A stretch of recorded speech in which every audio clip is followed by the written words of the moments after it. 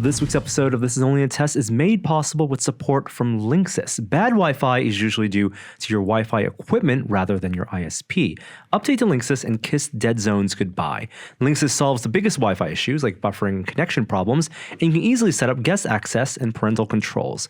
Visit linksys.com to save 15% on a new router with the code TEST while supplies last. Cannot be combined with other promos. Refurbished products not eligible for this promotion. One per customer. Once again, that's linksys.com. Save 15% with the offer code TEST. Hey, let's start the show. For Thursday, October 31st, spooky Halloween. Welcome to This Is Only a Test, the official podcast of Tested.com.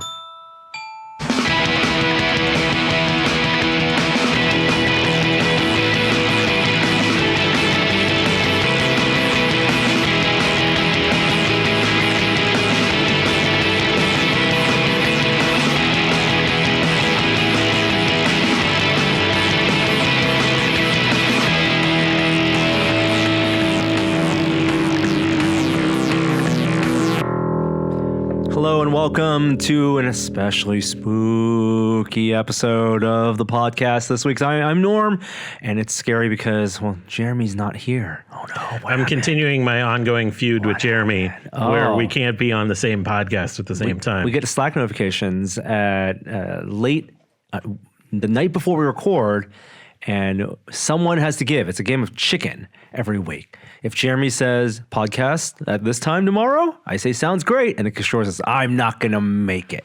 If Kishore says podcast tomorrow, and I say yeah, sounds great, Kishore. Good to have you back. Jeremy says I'm not gonna be there. This is wildly inaccurate. There's no way that I write full sentences in Slack. Oh no.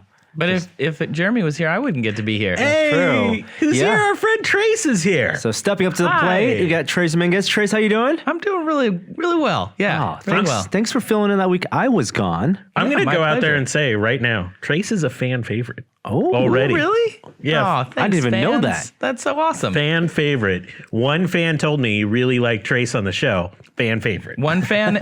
So I have one favorite. One fan favorite. I'm calling it What? fan favorite. Well, thank you, one person. And thank you for joining us this week. We're going to kick things off because even though this episode is going to be released on Halloween, it's not quite Halloween for us yet. What are your Halloween plans? So my son is a fan of the game Plants vs. Zombies. Okay. Classic. And he asked to be the disco zombie from that game. And Very so specific. The maker inside of me, the bad one, decided that he was going to use different techniques vertically through his costume. So I made him glitter shoes. I initially made them platform glitter shoes. Did not care for the platform. We used some sewing on the shirt, some metal hammering to forge some of the necklaces and jewelry, some wig styling for the wigs, makeup approaches. We have some teeth going in. And at points he was like, oh, I don't know if I really want this. Both my wife and I were like, no, this is how your costume is going to be. He's the one who chose it. I think Disco Zombie, really, it's about the hair. Yep. So you got a big poofy wig. Got a big poofy wig, styled it, added color highlights to it. Mm-hmm. So I went pretty far out. I'm going as Crazy Dave, the human in the game. Course. Perfect. And my wife is going as a sunflower. Oh, That's so cute. That's Family great. costume. yeah. We got a family costume as well. You're all going as Ripley. We wish. She will partake. We're going to make her partake in some way, one or another. Well, we're debating. It's the baby's first Halloween. He didn't quite come in time for Halloween last year, so we had to do something, and we, did just brainstorming session for ideas of family costumes. He's not going to really be able to do anything other than he needs to be in a costume that's somewhat comfortable, not only for him but for us to hold, right? So one idea we came up with, and this was our favorite up until the last minute, was going to be Bruce Lee. He was going to be Bruce Lee in a tiny, like Kill Bill-esque jumpsuit, right? The yellow jumpsuit. And we'd found one online that would fit him. And then Danica and I would be giant nunchucks. Whoa. Amazing. I love it. But we might say that for a future Halloween. Yeah. And When so he it'd be scaled can back. run, and you can teach him to just like pose with a Well, he with a kick. would hope he's like grabbing us, right? He's like grabbing yeah. tiny Bruce Lee, grabbing a giant nunchuck, and we would have like some type of cylinder costume with chains that connect I like it. at the top. Ended up not going there, didn't have time, so we're doing Jurassic Park. We found a really great costume for him where he is a Triceratops popping out of an egg. Oh, Which one of you? Very cute. And then which one? Like, No, what are you- Norm has to then be the robot that turns the egg. Oh, I Yeah. wish I was the robot. He's gonna be Henry Wu. I'm You're gonna be Henry Wu. Yeah, it's gonna be simple to be. But you're gonna play be BD like Wong. still innocent BD Wong. No, I got the Henry Wu. turtleneck, so it can Okay. still be villainous. Oh, cool. Villainous Yeah. BD Wong. Yeah, so all much day long. better. Yeah, but you know what Danica's gonna be? Dr. Laura Ellis Dern? Adler? No, that was too obvious. We Yeah. had considered the Laura both went there, Dern-ness though. of Yeah. it. She's gonna be Dino DNA.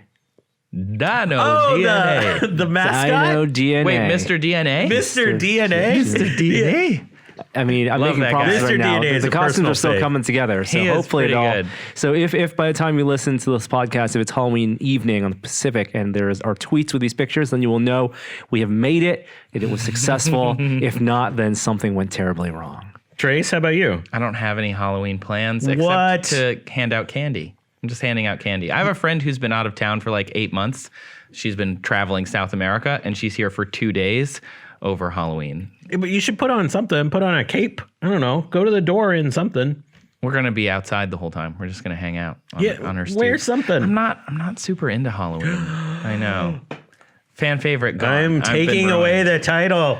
Yeah. It's not that I don't like it. When I was 12 or 13, my parents were like, Halloween is for children. You can hand out candy now or go to Halloween Wow. parties, but Halloween is for kids. Wow. And I have never I been actually so angry agree at people on I've some never level. met before.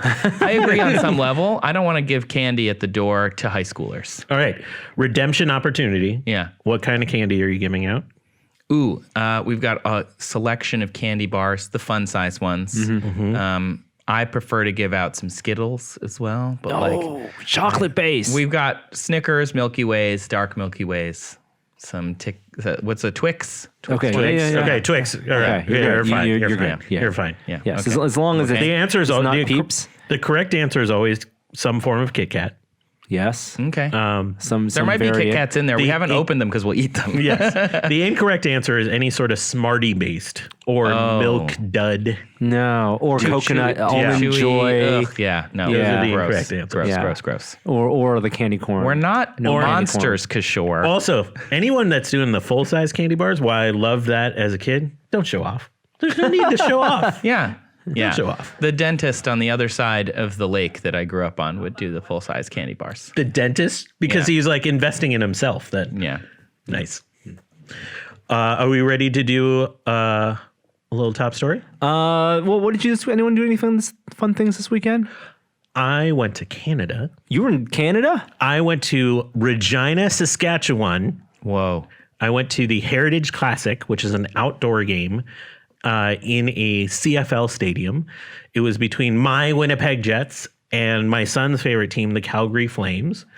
No one seemed to know there was an outdoor hockey game south of the border, and it didn't matter. We rolled up to our hotel, got in all of our gear because it was like, I don't know, 20 degrees outside because it's October. Yeah. in Saskatchewan. Yeah. But whatever that is in Celsius. We had this like quintessential Canadian experience. So our Uber doesn't come to like take us to the game, and these 3 Canadian guys show up, and one is wearing like a hockey helmet, and they're all geared up, and they go, "Hey, we got some space in our cab. You want to hop in, eh?" Wow. And we're like, wow. "Yes." Yes, and we do. I turned to my son, and I was like, "You cannot do this in the United States, but it's okay right now."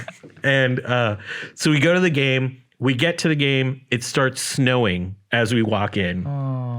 And it's this just really magical experience. The game was great. Winnipeg won in overtime. But more importantly, just the experience of being outside. They had fighter jets like buzz the stadium during the anthem, which was just incredible to hear like a stadium full of Canadians just like all singing in Belting unison. the national anthem. They have a great national anthem. They have a great anthem. really good anthem. It was just an extraordinary experience. I got to hear the people in the row behind me, the Canadians, talk politics, and I was like, Cool. "Oh no, this is going to be bad." Because there was just an election there. Yeah, and they introduced me to a term called Wexit, which is Western Canada seceding from the rest of Canada. So it was an interesting experience. Was this on the Sports Equinox? What is it? Oh, yes. No, it was the night before. The Sports Equinox is when all 4 major leagues, technically 5 because Major League Soccer was playing too. Yeah. It's the one day of the year. Only has happened, I think, 20 or 21 times in sports history. But it's the one day of the year. If all the stars align, there are all the major sports happen on that one day. Because They all have baseball, games. World Yeah. Series extended. I think it was probably game 5 or 6, and then you had NBA started, NFL, of course, on Sunday, and Major League Soccer and NHL. Cool. Yeah, That's fun. It was an awesome experience. bit of Sounds trivia. like. I love Canada. Do you do anything fun over the weekend, Trace? I am working on a secret project, so I was doing that, which I Okay. can't talk too much about, but it's related to making video stuff. I know of a secret project. I want to give like 2, maybe 5 thumbs up. I don't have that many thumbs, but this is going to be awesome. I'm really so excited about it. I can't talk about it till the end of this. I mean, I can, but I'm trying not to till the end of this month when they officially announce it. Yeah, it's going to be super awesome. Follow Trace on Twitter and stuff so you can see it. Yeah. Trace Dominguez. I'm gonna definitely tweet about help with it too, because I want to try and crowdsource it and make it good, make it even better. Nice. I took care of a baby. He poops a lot. Yep. He's doing all right. We got the poop update and the car ride yeah. over today. Yeah, phone call. It was massive. It was beef stewy. You don't want to Ugh. hear about it. Let's go on. right. Let's move on.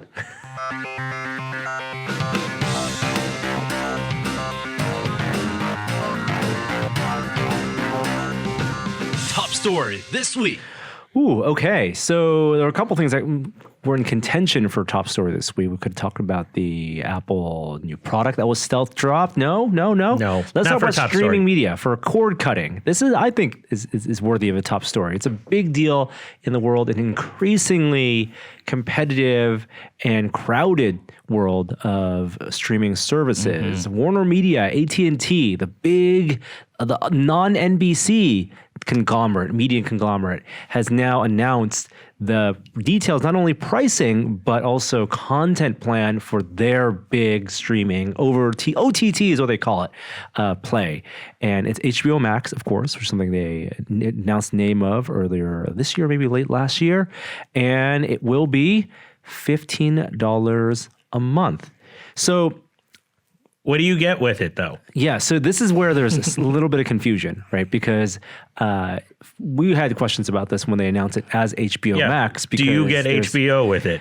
The answer, I think is yes. I think is inclusive of everything, at least in the back catalog of HBO. But you don't get current HBO stuff. We don't know. They didn't say. I don't They think you do. I don't. I see. This is where this is so confusing. So, okay, they had this big event on the Warner Brothers lot, and they came out and they said HBO Max. We've been hyping it for a long time. It's gonna be available in May 2020. It'll be $15 a month, and people are ooh, $15 a month. But like Disney came out and they're $7 a month, and it had to be really aggressive there. And they got the Avengers and they got the Star Wars, and Apple came out. It's essentially they're $5 a month or free for people who own new For a Apple year. devices, free for the first year. So that's pretty compelling already. And Prime, of course, people are already it's a sunk cost, or people who have Amazon 2-day shipping on Prime. So to come out and say $15 a month, that's a lot. Now for there's an argument to be made that they don't want to be a race to the bottom, that they want to have, they're calling it HBO, even though it's HBO Max. So it's going to be a premium service with premium content. HBO currently does cost $15 a month, whether you're buying it from them directly as HBO Now, or you have it as HBO Go, which is basically the cable package add-on. And this is why, of course, they had to launch this separately, because they have existing relationships, not only with DirecTV, which they own, AT&T DirecTV, but also Comcast and all the other telecoms and cable providers.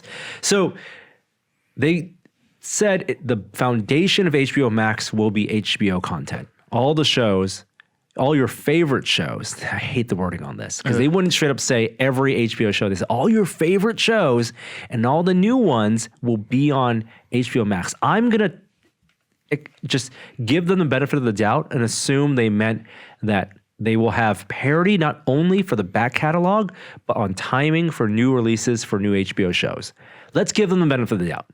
They've never been very good at that, though. I just don't think the wording of that announcement indicates that that's what they're going to do. So I just think in a- that's not realistic. If they were going to do that, they would say. They would just say, here it are all the is- great shows. you get Like, HBO. You get HBO. You Right. get when new episodes next year come out, you get it, as opposed to at the end or 2-week delay.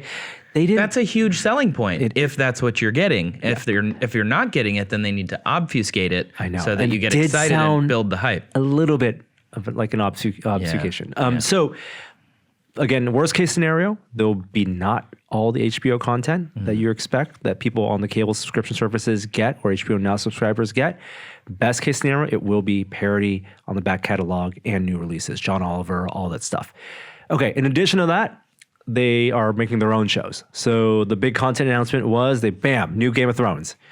Now, just the day before they had this event, word came out that there was a Game of Thrones prequel show. They're working on 5 Game of Thrones spin-off shows, one of which had already had cast. Naomi Watts was going to be in it, and it was going to be like in the, I don't know what era they called it. It was greenlit, and it was, what was I forget. It was the end of the House of Targaryen. I want to say that's the one that got greenlit. okay. So what was the? It was like hundreds of years in the past as a prequel, Yeah. right? Some new era, some like mentioned era in the Game of Thrones world. They abruptly canceled that. That's not going to series. The Naomi Watts one was thousands of years. Thousands of years beforehand. The one that got greenlit was the House of Targaryen one, which Got is like it. hundreds of years. Yeah, House of Dragons, is that? And so that's what it's called. It's House of Dragons. House of the Dragons. It has the big Targaryen sigil on there, and it's going to be based on Fire and Blood. So, and it will be co-created by George R.R. Martin with no involvement from the showrunners from the Game of Thrones series. Good. David. This is a tough week for them, but we'll get to that later. We'll get to that. Yeah. House of the Dragon. Very excited. That will be obviously be a big selling point for HBO Max. Now, question, is this, has an HBO logo on this? I think this will be on HBO as well. So for people who are cable subscribers who are on on Comcast and pay for HBO, you will get this too. It's not going to be HBO Max exclusive. There are things that sound like they will be HBO Max exclusives, such as DC, because it's Warner Media, so they have DC Comics. They have DC Comics shows. It will be, they're doing a Green Lantern show. Mm-hmm. That's interesting. Maybe. Yeah. Studio Ghibli is also on HBO Max. Yes. Oh, I haven't even talked about the licenses. So they're doing original shows. They're calling them HBO Max Originals. Ton of money. Very original name. Yep. They're doing Raised by Wolves, which is Ridley Scott's show. yeah. It's his son. Oh no. It's Ridley Scott, right? No, it's just Ridley Scott. Ridley Scott. It's a DC Okay. show. Very but cool. I actually don't know much about it, but we know Ridley Scott is directing it. And then they have new projects from Elizabeth Banks, Issa Rae, and Mindy Kaling. And there'll be some stand-up specials from Conan O'Brien. So all these are original stuff for HBO Max. A new documentary, CNN documentary. CNN Films are doing a documentary on Anthony Bourdain. Cool. That's going to be on there. So this and this is from Morgan Neville, the guy who did the documentary for Mr. Rogers, and also is a collaborator of Dave Chang and Jon Favreau, or no, maybe not Jon Favreau, Dave Chang for The new Netflix show? for Ugly Delicious and his new Netflix show, Breakfast, Lunch, and Dinner. But to your point, Trace, they also have dropped a ton of money getting exclusive. So previously announced they had spent hundreds of millions getting Friends. Oh my God, Friends! Wow. I've tried to feign excitement for Yeah, that. yeah. Okay, Yeah, I cool. mean, I'm not excited about it. This is kind of a back catalog thing, Yep. right? This is totally understand. just the Filler. fodder for filler. It is a widely streamed show. It's one of those things. If you have the service, you can put it on the background, and a lot of people like watching watching Friends. It's the same way I use The Office on Netflix. Exactly, and they're not going to get Yep. The Office because that's NBC Comcast, and that they have their own things. So this is AT&T, Time Warner, their bingey or Right. their Get it. old And catalog Conan show. makes sense because he's on TBS, which is a Turner thing, which is interesting. Yeah, that's interesting too. So the other thing, Studio Ghibli, and Yeah. that is now they have anime, so they also a parent company to like Crunchyroll, so they're getting a lot of anime built into that. Crunchyroll as well. This is the first time I think any U.S. streaming service has had the rights to those Studio Ghibli. I was looking forward to them potentially being on Disney Plus when they first announced it, only Yeah. because Buena Vista had released them prior, like years and years ago. So it's interesting that they're now not. It just makes me a little sad because I thought I was going to get them. I mean, I do like watching them at home, but I do think they're better as theatrical Oh, experiences. 100%. They have Sesame Street, of course. Yep. They- Which is just a continuation of what Yep. they have now. And that's going to eventually go on PBS. So just as first exclusive on HBO/HBO Max. They've also paid $500 million for all of South Park. Interesting. I didn't know that. So it's leaving Hulu. I think South Park back catalog is not a good. That's not a show you go back and watch. I think that's a show you experience in the moment because it's so. You might go back and watch like your favorite episode that you remember from college or from whenever you watched it. But yeah, they tend to be timely. Like Yeah, the Chinese, very much. censorship one. Well, they don't age well. All goes back to how the content may be surfaced in the UI, right? Just like Disney now is the entire back catalog of The Simpsons. I don't think Simpsons is a show either that you necessarily go back and say, I'm going to pick out, pick a random from one of the 20X number of seasons and pick it up. So unless there was give me a random Simpsons, give me my Simpsons hit now. Yeah. Simpsons is perfect for kind of channel surfing because you flip to the Simpsons channel. I could spend days just watching The Simpsons. And if someone's programming it for you, that's why FXX has done a great job with their Simpsons lineup where they say, here are all the Simpsons episodes featuring Martin or all the Simpsons episodes with Lisa, right? And then they kind of have these marathons of these themes because there's so many of those. South Park, I think, could benefit that. Here are the best Cartman episodes. Sure. Just play a playlist of all the episodes featuring Tweak. I don't know, something like that. It's interesting you bring that up because one of the quotes that I wrote down in my notes was that users spend 9 minutes scrolling through options, and HBO Max is designed to cut through that. 9 minutes is a long time to scroll through, but Underachievers, we we've done all it. do that for sure. Like this active, TV as an old model was a passive experience, right? You flip it to a channel you like, and you just let the cable TV wash over you. But with these active experiences like Netflix and HBO Max and YouTube, et cetera, et cetera, et cetera, you can spend a lot of time selecting a thing to watch. Choice is crippling. And I remember doing some research years ago, and I couldn't find the source in my notes, but essentially Netflix does a lot of research to try and get you to pick a thing really quick. And on there, they have a research blog that's really good that I like to read, and they have because I'm a big nerd. So Netflix does a study where they found that you have about 90 seconds until you end up leaving. So you'll log into Netflix. They have about 90 seconds to grab you with something. I don't know if they meant grab you as in your interest or make you watch it. And then the thumbnails, the what they call key art, they're customized to the person who's watching them. Right. So if say I'm a male who of a certain age, I might get a Stranger Things icon that has the kid with no teeth, Dustin, because I might identify with him in some way. So they'll show me that because I might be more likely to click on it. Yeah. And you have 1.5 seconds before somebody makes a decision on that key art before they'll move on. So it's there's so many things in the UI that HBO Max could learn from other 100%. people and kind of bring in to make things faster and smoother. I always feel like there's a missed opportunity on all these to do better cut trailers or more variety of trailers. Netflix has perfected the art of when you scroll over in their UI, they will play. If there's no trailer, they'll just literally start playing the episode. So you are grabbed, and that is a little bit like that channel surfing aspect.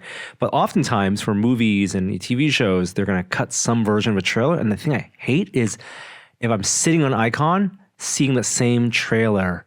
It's like listening to the radio and hearing the first 5 seconds of a song you've heard before. Yeah. And you're not necessarily committing to it, but if they had mixed it up, if there was an array of 15-second trailers. Actually, Steam for video games has done this. They've used algorithms to create and auto-generate tiny micro trailers automatically for content so that when people browse, they can get a sense of exactly what they are going to get. And they don't have to see the same thing over and over again. And I Yeah. think they could, that's because they know, for example, Netflix knows the heat maps of, Yes. of where people watch and where people stop. And for shows, they can tell the most popular sequences or the parts that people have memeified, right? Like, and that's a great opportunity for them to make the menu that much more enticing so that you are getting a better sense of what that content is, especially for TV shows when there are hours and hours across multiple seasons that are displayed. Okay, back to HBO. South Park, big thing. I still think, there's a ripe opportunity to surface that. If they're going to license it, get people actually to watch it and stick in HBO. Also, Rick and Morty. They're getting the I think streaming rights. That's a that's big a win. big Yeah. one. And they're getting, Max Originals. They're doing Tokyo Vice, which is is this a spinoff of Miami Vice? Maybe? I don't know. There's a Gossip Girl reboot and what is this? Anna Kendrick's a show called Love Life, and then there's a thriller called The Flight Attendant starring Kaylee Cuoco. So They also got as filler, Big Bang Theory is on there, which I was surprised Wait, because is it like really? yeah, it was in the article from Vox. They said Big Bang that's Theory, right. Friends, Game of Thrones, and I Big was Bang Theory. surprised because I'm like, why isn't CBS just keeping that? But I don't know. Maybe Warner distributes it or something. I don't know. Yeah. I actually think that's might be a bigger deal than Friends. They also have a big production deal with J.J. Abrams' production company with Bad Robot. So that can bear a lot of fruit in the future. Can we fast forward to like the important question? Are you going to get this? Well, it goes back to the confusion of, and they admit it, their CEO talked about they know it's confusing. They're calling it HBO Max because of the strength of the HBO brand. But HBO Go does not go away. And HBO Now doesn't go away either. Now, HBO Now is an interesting case because HBO Now, I understand why HBO Go doesn't go away. HBO Go is tied To cable. To cable. The whole reason HBO Go exists is because it is the your Apple TV, Roku, whatever TV box way of getting Even your HBO phone. Go. Yeah, and your phone. When you're already tied to a cable service. A cable service, it is a deal that AT&T and Time Warner has made with cable services where they get their cut and it gets access to X million number of customers. It may not be relevant 5 years from now as cable subscribers keep on going down and subscriptions go down. But for now, it has to exist. Now, HBO Now is already an a la carte service. Yeah. You pay $15 a month, you get HBO. Now they're saying that anyone who buys HBO Now, who buys it directly from HBO, pays them directly. I hope that includes people who buy through Apple TV, although they didn't mention that at all, will have the option of just getting HBO Max instead. Like an upgrade or like an inline kind of transfer. Yeah. Now to call it an upgrade would imply that there's Either a parity. cost or No, something too. that the HBO content is going to be same day and date, and the entire back catalog is going to be So- there. They're calling it an IQ test. They're saying it would be stupid not to do it. So if it's a thing where you sign up for HBO Now and you get HBO Max for $15 total, Yep, a month. then yes, I'll do this because I'm going to keep subscribing to HBO, and subscribing via HBO Now is fine. So Great. here's my Then yes, I will get this. Right. Yeah. But otherwise, not. Because there isn't enough content here to like justify paying any extra money for it. Yeah, real quick before Norm kind of Yeah. shoots at you with that. Yeah. I think the reason you get Friends, the reason you get Big Bang Theory is because they are long running, short episode syndicated programming that you can keep people on the app longer. You can keep people in the system long enough to make the system seem popular, right? It's essentially the filler in your cherry pie. Right. which is now not how people consume HBO. Right, but it's how if I were defending it to a television board of directors, I would say we have 700 episodes on here now when you include all of these different things. And we know the people who run HBO now are kind of disappointed with the performance of HBO, even though HBO had Game of Thrones and is a staple for tens of millions of households. Like their goal is to get into 50 million households or 50 million customers in like 5 years or something. It's a very ambitious goal, but it's essentially, even though they're calling it HBO, it's a diluting of the brand. Because previously, yeah, technically you're getting more content for the same amount of money. You're getting a ton more content. South Park, Yeah. Friends, all this stuff, these new shows, HBO Max shows. But the way I think about HBO is I don't necessarily need it to be Netflix quantity. I subscribe to HBO because what they put out is all everything premium quality. quality that I'm going to watch. Even shows that I may not think I'm interested in, Succession, even when Chernobyl is first launching. If I give it a shot, I don't feel overwhelmed because they're weekly releases. They only have like 2 or 3 new shows going out at the same time. Yep. And throughout the year, I'm going to watch everything because it's all so good. Agreed. Now it feels like they want to be a little bit more mass market with the Friends, with the South Park, with Yeah. your Gossip Girl reboot. I don't know if that Gossip Girl reboot's going to be your Sex and the City quality. Right? I mean, in terms of it being... I'm not sure Sex and the City was quality. but you know what I yeah. mean. Such right. a good face there. You mean like, you know what I mean? Like for a time, a bold show that It's gonna pushes... change. It's going to like change threads in pop culture through the creation of the show. It feels like, you know what? It feels like TV, not HBO. Oh, you were sitting on that for a minute. And we'll end there. So it's going to come out in May. There's still, again, a little bit of confusion. As long as it really is the parity with HBO Now subscribers, it's going to be a no-brainer for people. I don't think it's going to get people then it's to fine. cancel. I just hope that they still keep on taking risks with their programming. Yeah. I agree with that totally. Like you don't log into HBO Go, HBO Now, however you experience it now. You don't do that and just start browsing around as much as you might with a Netflix. Yeah. You're there to see Chernobyl. It's You're there appointment. to see, Last Week Tonight. You're there to watch that episode of Game of Thrones that you really liked. I have put it on as like, I'm going to just put on Game of Thrones because I've already seen all these episodes and I have nothing to do and I've watched The West Wing too many times. So I'll just like put on this other show. But you very rarely do that. It's like Netflix, you'll go and browse forever and ever and try and find a thing. I would also offer that HBO, while making some of the best shows that has ever graced television, they're not really rewatchable. Like, I'm not going to go back and watch Game of Thrones again. Really? Oh, I will. Really? I've watched Watchmen so many times. No, but that's a show that's out now. But like, do you go back Yeah. and watch the run of Sopranos? Do you go back have. and watch 6 Feet Under? Boardwalk Empire. The Wire? I'm wrong. I've The went and Wire. Oh, rewatched well, it. The Wire is different. That is the greatest show ever made. You're such the whitest person in the room, Kishore. I'm very white here. Very white. So, what was my other point? Oh, you made me forget my point. I'm sorry. But HBO Max, hopefully it's not a dilution of quality.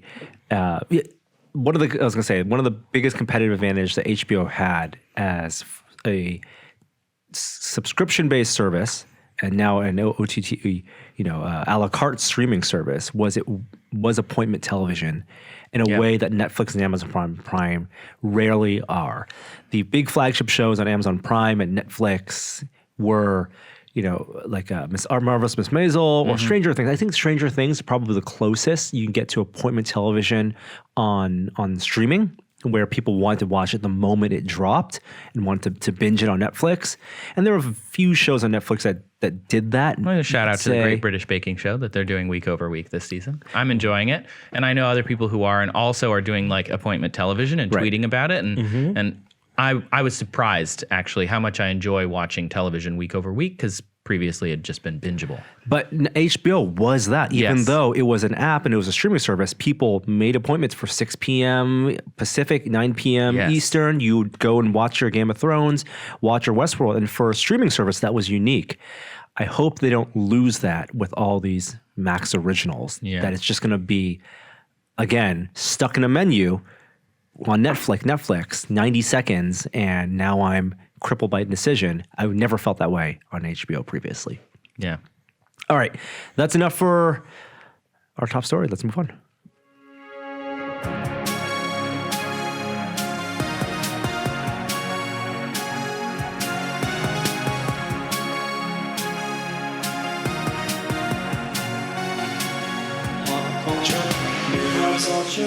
Let's talk about Star Wars. So, episode 9 coming out December 19th. You got tickets, Trace? I have tickets. I actually have more than one ticket to the opening night show. Opening night, Thursday night? We bought, like a bunch of us have a text message thread that's specifically about opening nights. Yeah. And one guy bought 8 and one guy bought like 5, and one guy, and I bought 1. So you do a I chart. bought the last one in my the theater just in case we need it. What does that seat? What was the last was seat in the theater? Top, if you're looking at the screen, is in the front.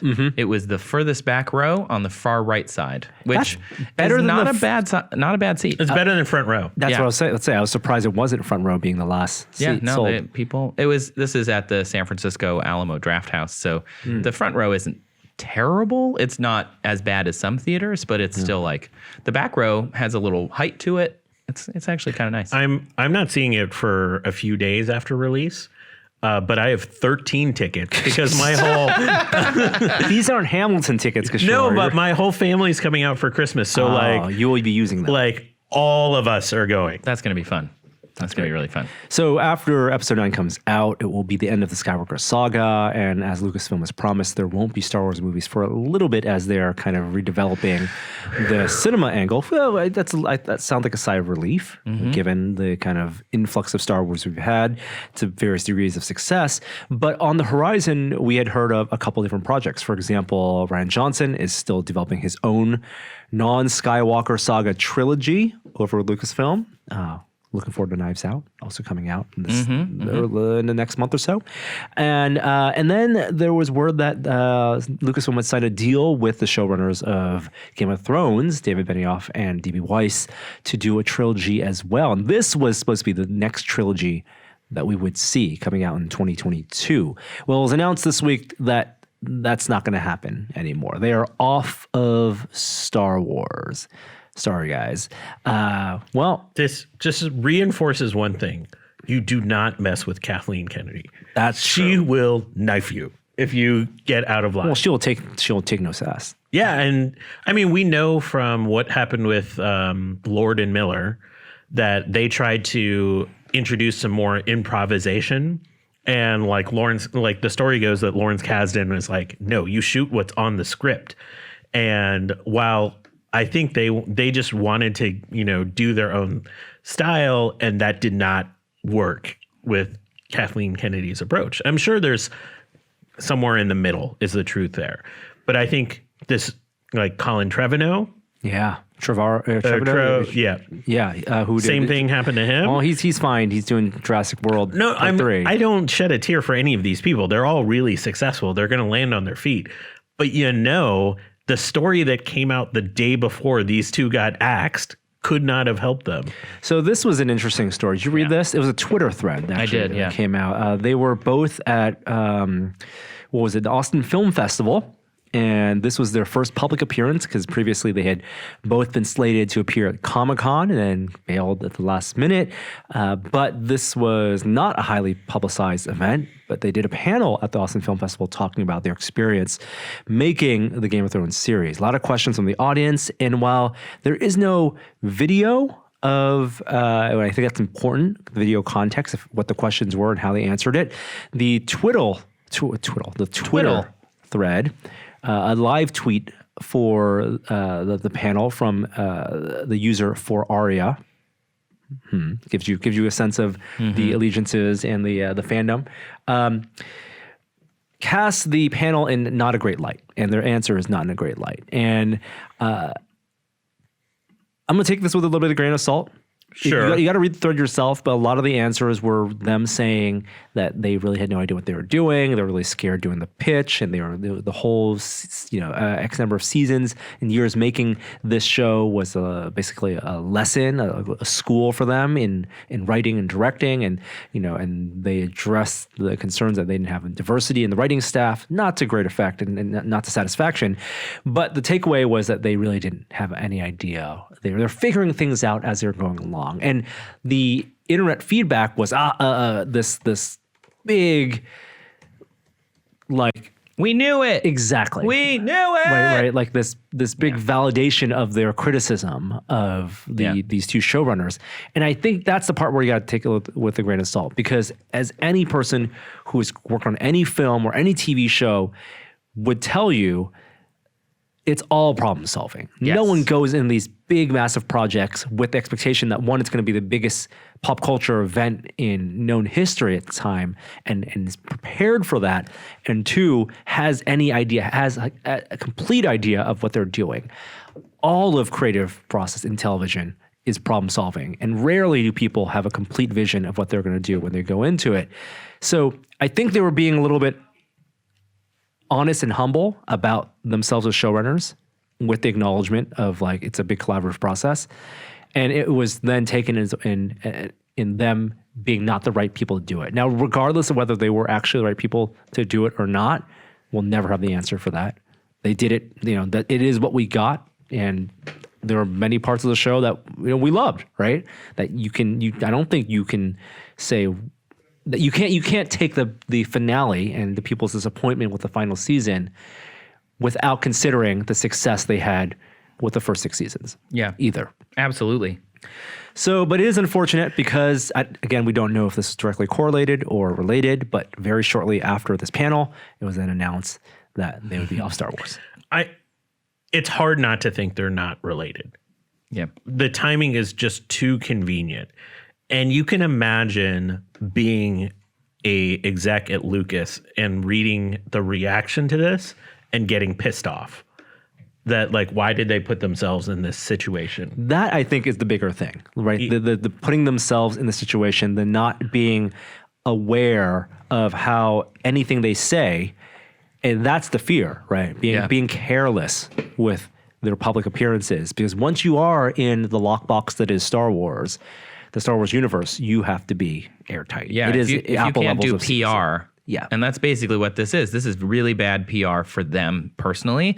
And if I were an executive at Lucas or at Disney or whomever, and I was like, we're going to hand our potentially multi-billion-dollar trilogy to 2 guys who just admitted they don't know what they're doing with the last trilogy that ended poorly, and yes, was well received, but mostly because it was written by, like, it had ample source material from someone else. Yeah. Like, I don't know, you guys. Yeah, like, that's just not a good business move. Just from a business perspective, I'd be like, yeah, we can probably find They can a bunch of other people. That's also It's like the Disney effect. You know, you want to work at Disney World, you can't take popcorn out of the popcorn machine because they can get 5 other people to fill your job. You know, it's just like there's always people who want to be around these pop culture tent poles. I'm just hoping they don't just go back to J.J. Abrams. Is that fine? Is that fine to say? Like, I mean, like, let's not go back to the well. He's locked into that HBO Max. That's right. So, like, you know, Unbreakable deal, I'm sure.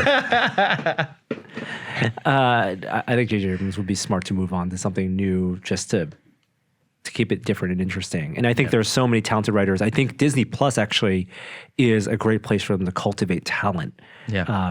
With Move people just up like the through Marvel this system. experimental. Exactly. Yeah. Exactly. And whatever we're seeing with Mando, if that turns out to be true, there's going to be a wealth of talent emerging from that series that I would love to see if this turns out to be as good as it sounds going forward. Speaking of, did we talk about the Mando trailer last We week? didn't. This is new. So Disney Plus, you know, and I go back to that last point I made with HBO Max with about appointment television. I think Disney Plus has the biggest potential to be appointment TV on streaming because they have Star Wars and because they have Marvel. And the first thing that's going to come out November 12th is going to be The Mandalorian. We have the final trailer for it, I guess, the series trailer. Did you watch it? Could not be more hyped about this. I'm so hyped. I'm very excited. Holy cow. I know I've said this on Twitter. I know I've said it everywhere I go. Werner Herzog should just narrate all trailers. That was Yeah. amazing. Yeah. The visuals in this are stunning. The setup, the world building, the look of the Mando himself. The costuming's great. Now, it does look like expensive television. I'm sweating. A lot of from people this. are really happy with it because for them it feels quote unquote like Star Wars. Yeah. And you do get a lot of that Western, space Western feel. something that's less of the polished Imperial, Star Destroyer interior look. Yeah, the Rogue One kind of shiny, like even though it was so brightly colored in Rogue One, it wasn't as dingy as I expected. Yeah, this from, is dingy Star Wars. Yeah, which is right. what This I is this is the Outer Rim. This is dirt. Scum and villainy. Yep. The costume looks great. The effects look good. I think they're spending their money judiciously on effects. I think it's smart to not probably have lightsabers and do blaster effects. And it's all going to be about how much we care about these characters, how much we care about Pablo Pascal's Mandalorian, because we don't even know, is he going to be out of helmet or is he going to be in helmet the entire time? We do hear his voice. Keep him in he helmet a for she? a while. Is Build this the going to be suspense. Go Metroid? Oh, Is he a she? No, I think it's a he. Maybe. But maybe. There's also start it right now. Start the internet rumors. Werner Herzog. I don't think Werner Herzog is on the cast. He's not long for that show. Right. I Based think on it's that special guest conversation that was happening. Yeah. Something bad's going to go down for that But day. interesting guest appearances. There's the villain looks like it's Gus from Baking Bread or Breaking Bad. So he's, I think, a Imperial officer, and that looks cool. He could totally play that villain. You have Carl Weathers. Sure. He's going to be maybe the grizzled comic reliefs, or the veteran who could be wisecracking veteran, right? And then Gina Carano is the other lead here. We have a badass droid. Like, we have everything. Like, the one thing I question about, and it could be the Carl Weathers character, is what is the comic relief in this? We don't kind of get snippets of that. I think that's like the easiest thing for them to figure out as the show goes along. This looks like a film. It looks that good. Yeah. I could not be more hyped about this. Yeah. And again, November 12th. We did talk about last week that Disney Plus is going to be free for a year for people with Verizon Limited, and they had confirmed details that if you had previously already subscribed to Disney Plus, it will just delay that subscription until after your free Verizon year is up. So that's good, and I think that it's Verizon.com/Disney Plus. Is that CW December 4th is the big multi-show crossover event for the Crisis of Infinite Earths. This is all the CW superhero DC shows crossing over from Supergirl, The Flash, Green Arrow to even Titans, I believe. I don't know if it's any of the DC Universe shows. I'm a Black few Lightning. episodes behind in Titans, but I haven't seen any hints of it yet. But you have a bunch of Superman. You have Tom Welling coming back, Brandon Routh coming back. He's actually off Legends of Tomorrow now. He filmed his last episode as Ray Palmer, the Atom. But off of that, they're already thinking post-Crisis, and CW has talked about a spin-off show, a Superman spin-off show from the Superman as portrayed in Supergirl. The Supergirl version of Superman. It's going to be called Superman and Lois Lane. Superman and Lois. Cool. I'm a little wary about this Should be. because people are going to make a big deal with this being a Superman back on TV. And Yeah. I don't think, for people who don't follow Supergirl on the CW show, they can't expect it to be movie quality Superman. Nope. It's going to be TV Superman. And for TV viewers, they're going to understand this is not the quote unquote canonical Earth 1 Superman. This is going to be the alternate Elseworlds Supergirl version of Superman. Like, people really love that character and they really care about the casting. I think the actor, what's his name? Tyler Hoechlin has done a good job as Superman and Clark Kent also for the Supergirl show. And if they play it a little bit more like Lois and Clark, remember that show? Yeah. On ABC? Yeah, of course. Who doesn't? Lois and Clark. New Adventures of Superman? Dean Cain. Come on, man. Yeah. If they play it a little more like that, I think then the show has potential. Yeah, if they don't take it too seriously, which Don't take Supergirl it is too really good seriously. at. I would That's say right. I watched a lot of Supergirl. I enjoyed putting it on as like second screen TV, where like you're not worried about whether you miss that scene because Right. the whole show is a little bit doesn't take itself too seriously, which I appreciate. And they don't rely on the character being too overpowered, which is the easy thing to fall into with Superman. Well, he's such a tough character to Yeah. portray. is, He's a god. Like, what Yeah. what are Essentially. what are the interesting stories that you can do with Superman. You have to do him as a human. It's Yeah. the Clark Kent stories that are actually more interesting. I think there's going to be DC fatigue. There's already DC fatigue on the WB. I've watched most of those shows like The Flash, Arrow, all that kind of stuff. I know Arrow is ending this year. Batwoman was actually surprisingly good. Good sort of world building. I mean, it's still like second screen kind of television, but I just don't think they'll be able to keep up the momentum with all these shows. There's just too many of them. Yeah, I really liked The Flash for a while, and then I started watching Arrow, and I was like, oh, I've seen all these shows. Like, I've seen all these episodes. They just took the script and changed like some of the names, and essentially felt very similar. So I agree with Yeah, Kishore the about that. solutions are like, instead of firing a set of arrows, you run fast as the solution. Yeah, for exactly. that It's like, episode. how do we resolve this? Well, I guess he'll move really quickly. Yeah. That's his thing. and I don't know. I like them a little bit more than that, but yes, you're right. There's formulaic. Loved Smallville. I loved it. So like to see Tom Welling back just made my heart swell a little bit. It was just really nice. I can't wait to see this. The crossover. I'm excited. Yeah. Okay, let's talk about Watchmen just a little bit because you weren't on the show last week, Kishore. Here it comes. Episode 2 is out. All right, so this will be uncomfortable for a second, but Norm, what do you think of Watchmen so far? I really like it. I think it's garbage. I have no opinion. Tell me why. I am really irritated. I'll start by saying, I think it has the potential to be a good show. It's really well shot. Your comment about the music is spot on. It is so over-engineered, and I feel like finding Damon Lindelof and just punching him in the face. Because I feel like they're doing this thing they did at the beginning of Lost, where they're manufacturing suspense by withholding information from you. And intentionally withholding information from you. Slight spoiler, sorry. Spoil away. I'm not going to. There was a point in the episode this week, in episode 2, where a character has a conversation with another character that's like, oh, you don't have this piece of information that I have. I'm not going to tell you that piece of information.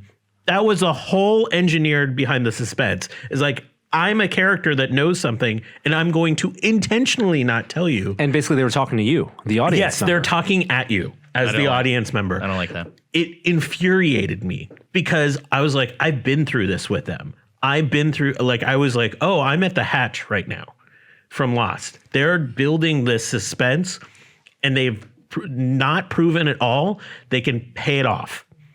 And so I'm setting myself up to just have no resolution to this, that it's all build up. And the build up, while can be enjoyable, is enjoyable in the stupid frame that it's like, enjoy the pathway instead of the conclusion. The journey. It is so manufactured. I feel just toyed with in this show. And I can feel like Damon Lindelof just like pulling strings on me. And I hate that So being you're saying visible. there's no plot. No, I mean, there's a plot, and like, I understand why they're using this technique in Watchmen, which is all built around a conspiracy. Yep. And so if you feel like you're trying to figure out a conspiracy, that's great. But we're not watching a character go through trying to figure out a conspiracy. So far, we've been watching other characters be like, there's a conspiracy. Right. And I just feel agree lied with to. that. I do agree with that. There's like, you're talking about the character of Will, the old man, Louis Gossett Jr.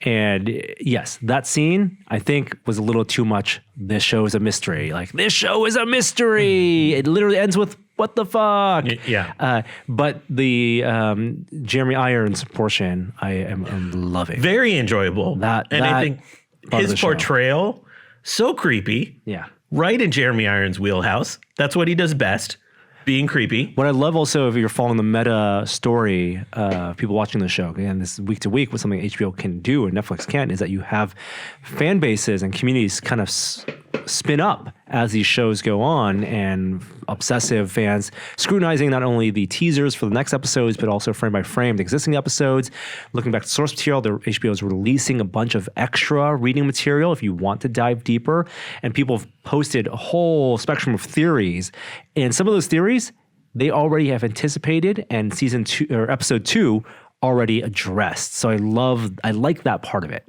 We're in Lost season 1. We're in the middle of that. That's exactly what happened with Westworld Lost. season 1. I like the mystery box. I want to see it unfold. That's an interesting, like Lost is an interesting comparison because then after Lost had ended, I remember reading a Wired article where they talked to the writers of Lost about how they did all of these things and why they did things the way they did.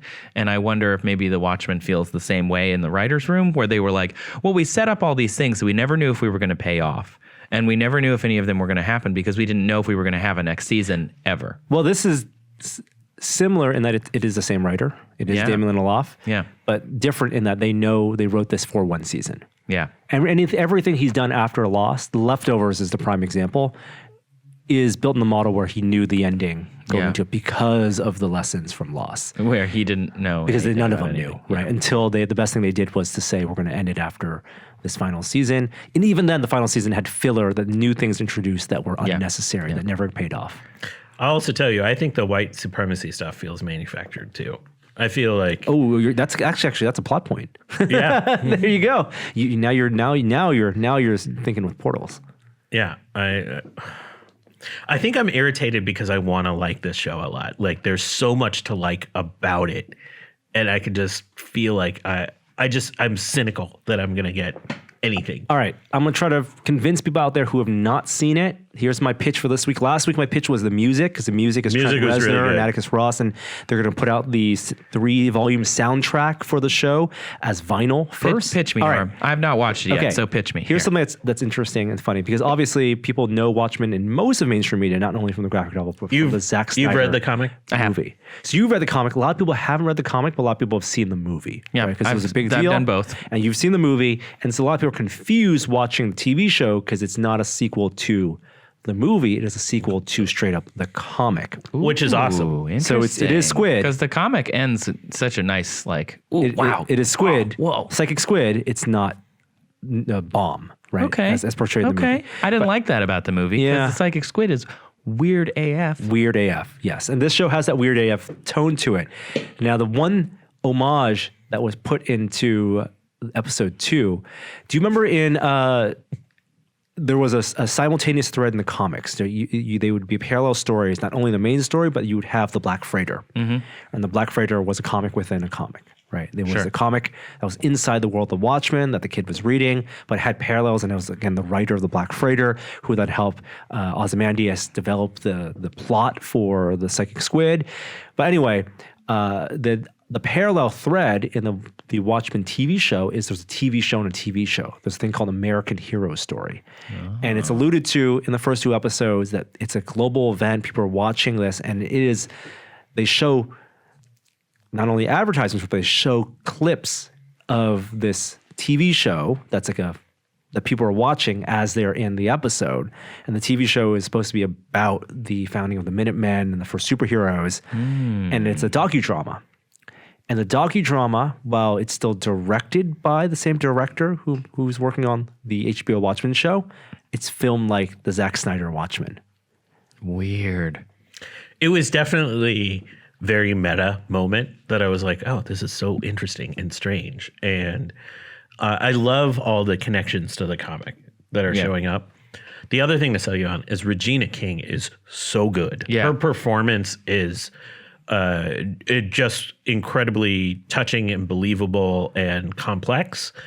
So I really like her. The music is great. And there's so many nods to the comic book. Yeah. And so many threads. And you do need to rewatch it to get all the threads that connect to the comic book. I'm gonna watch it. I'm gonna try it out. And then I'll text Have Kishore. like a pillow to like punch. When Yeah. You're like, Okay, we're done with pop culture.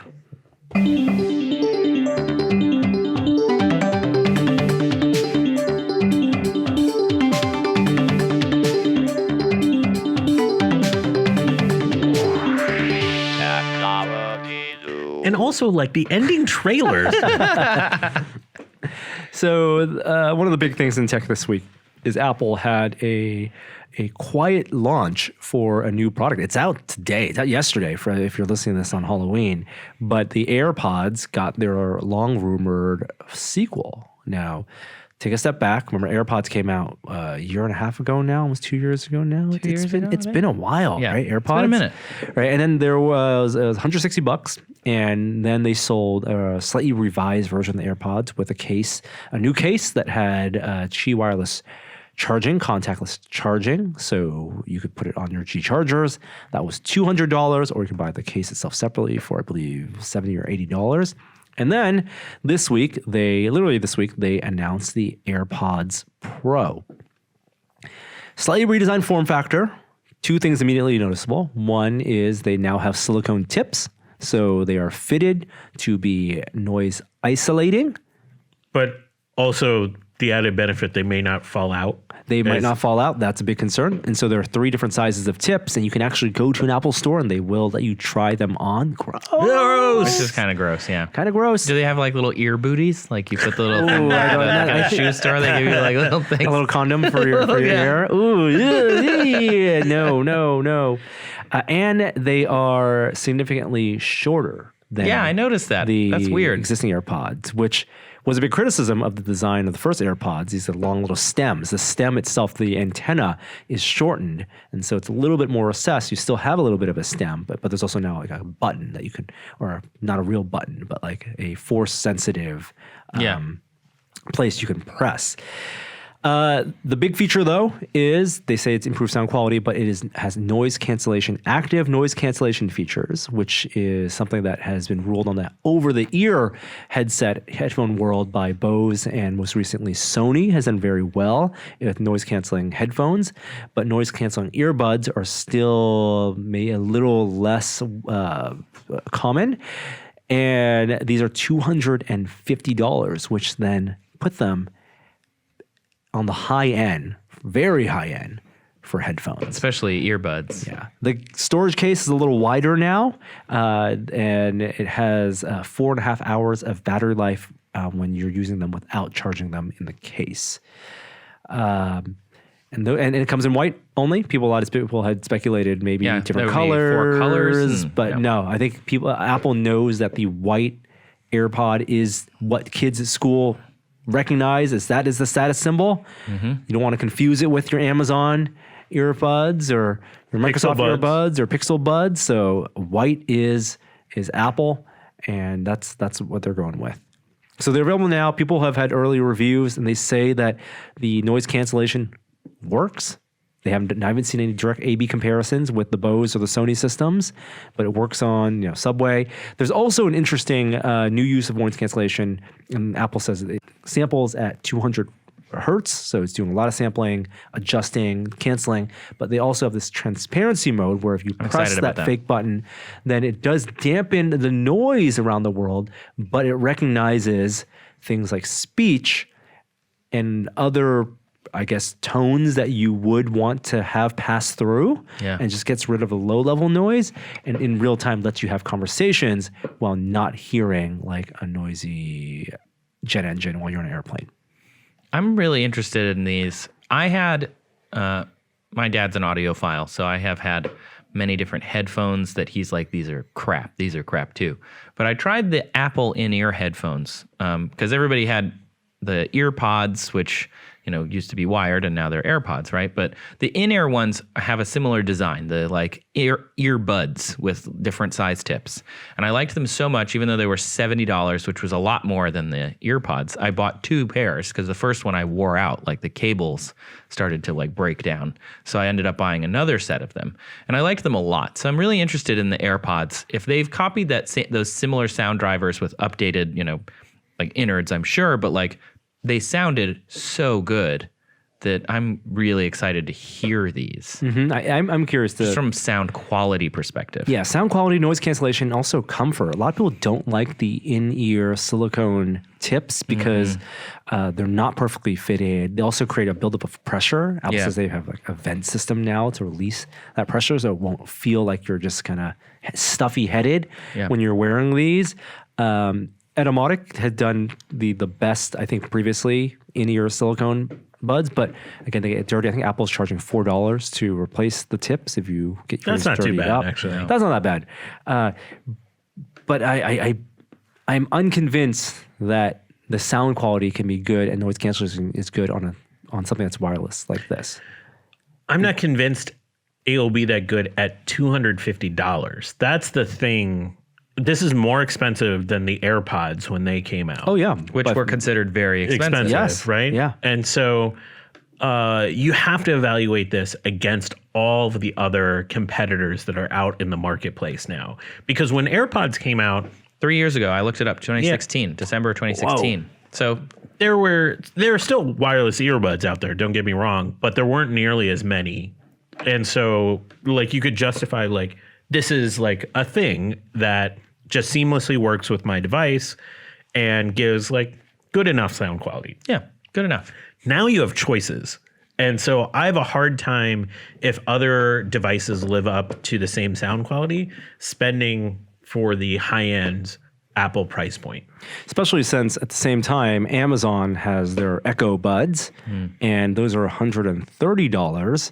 And they do have noise reduction tech using Bose technology. I don't know if they have two microphones in each earbud like Apple's does, but the reviews for those are great as well.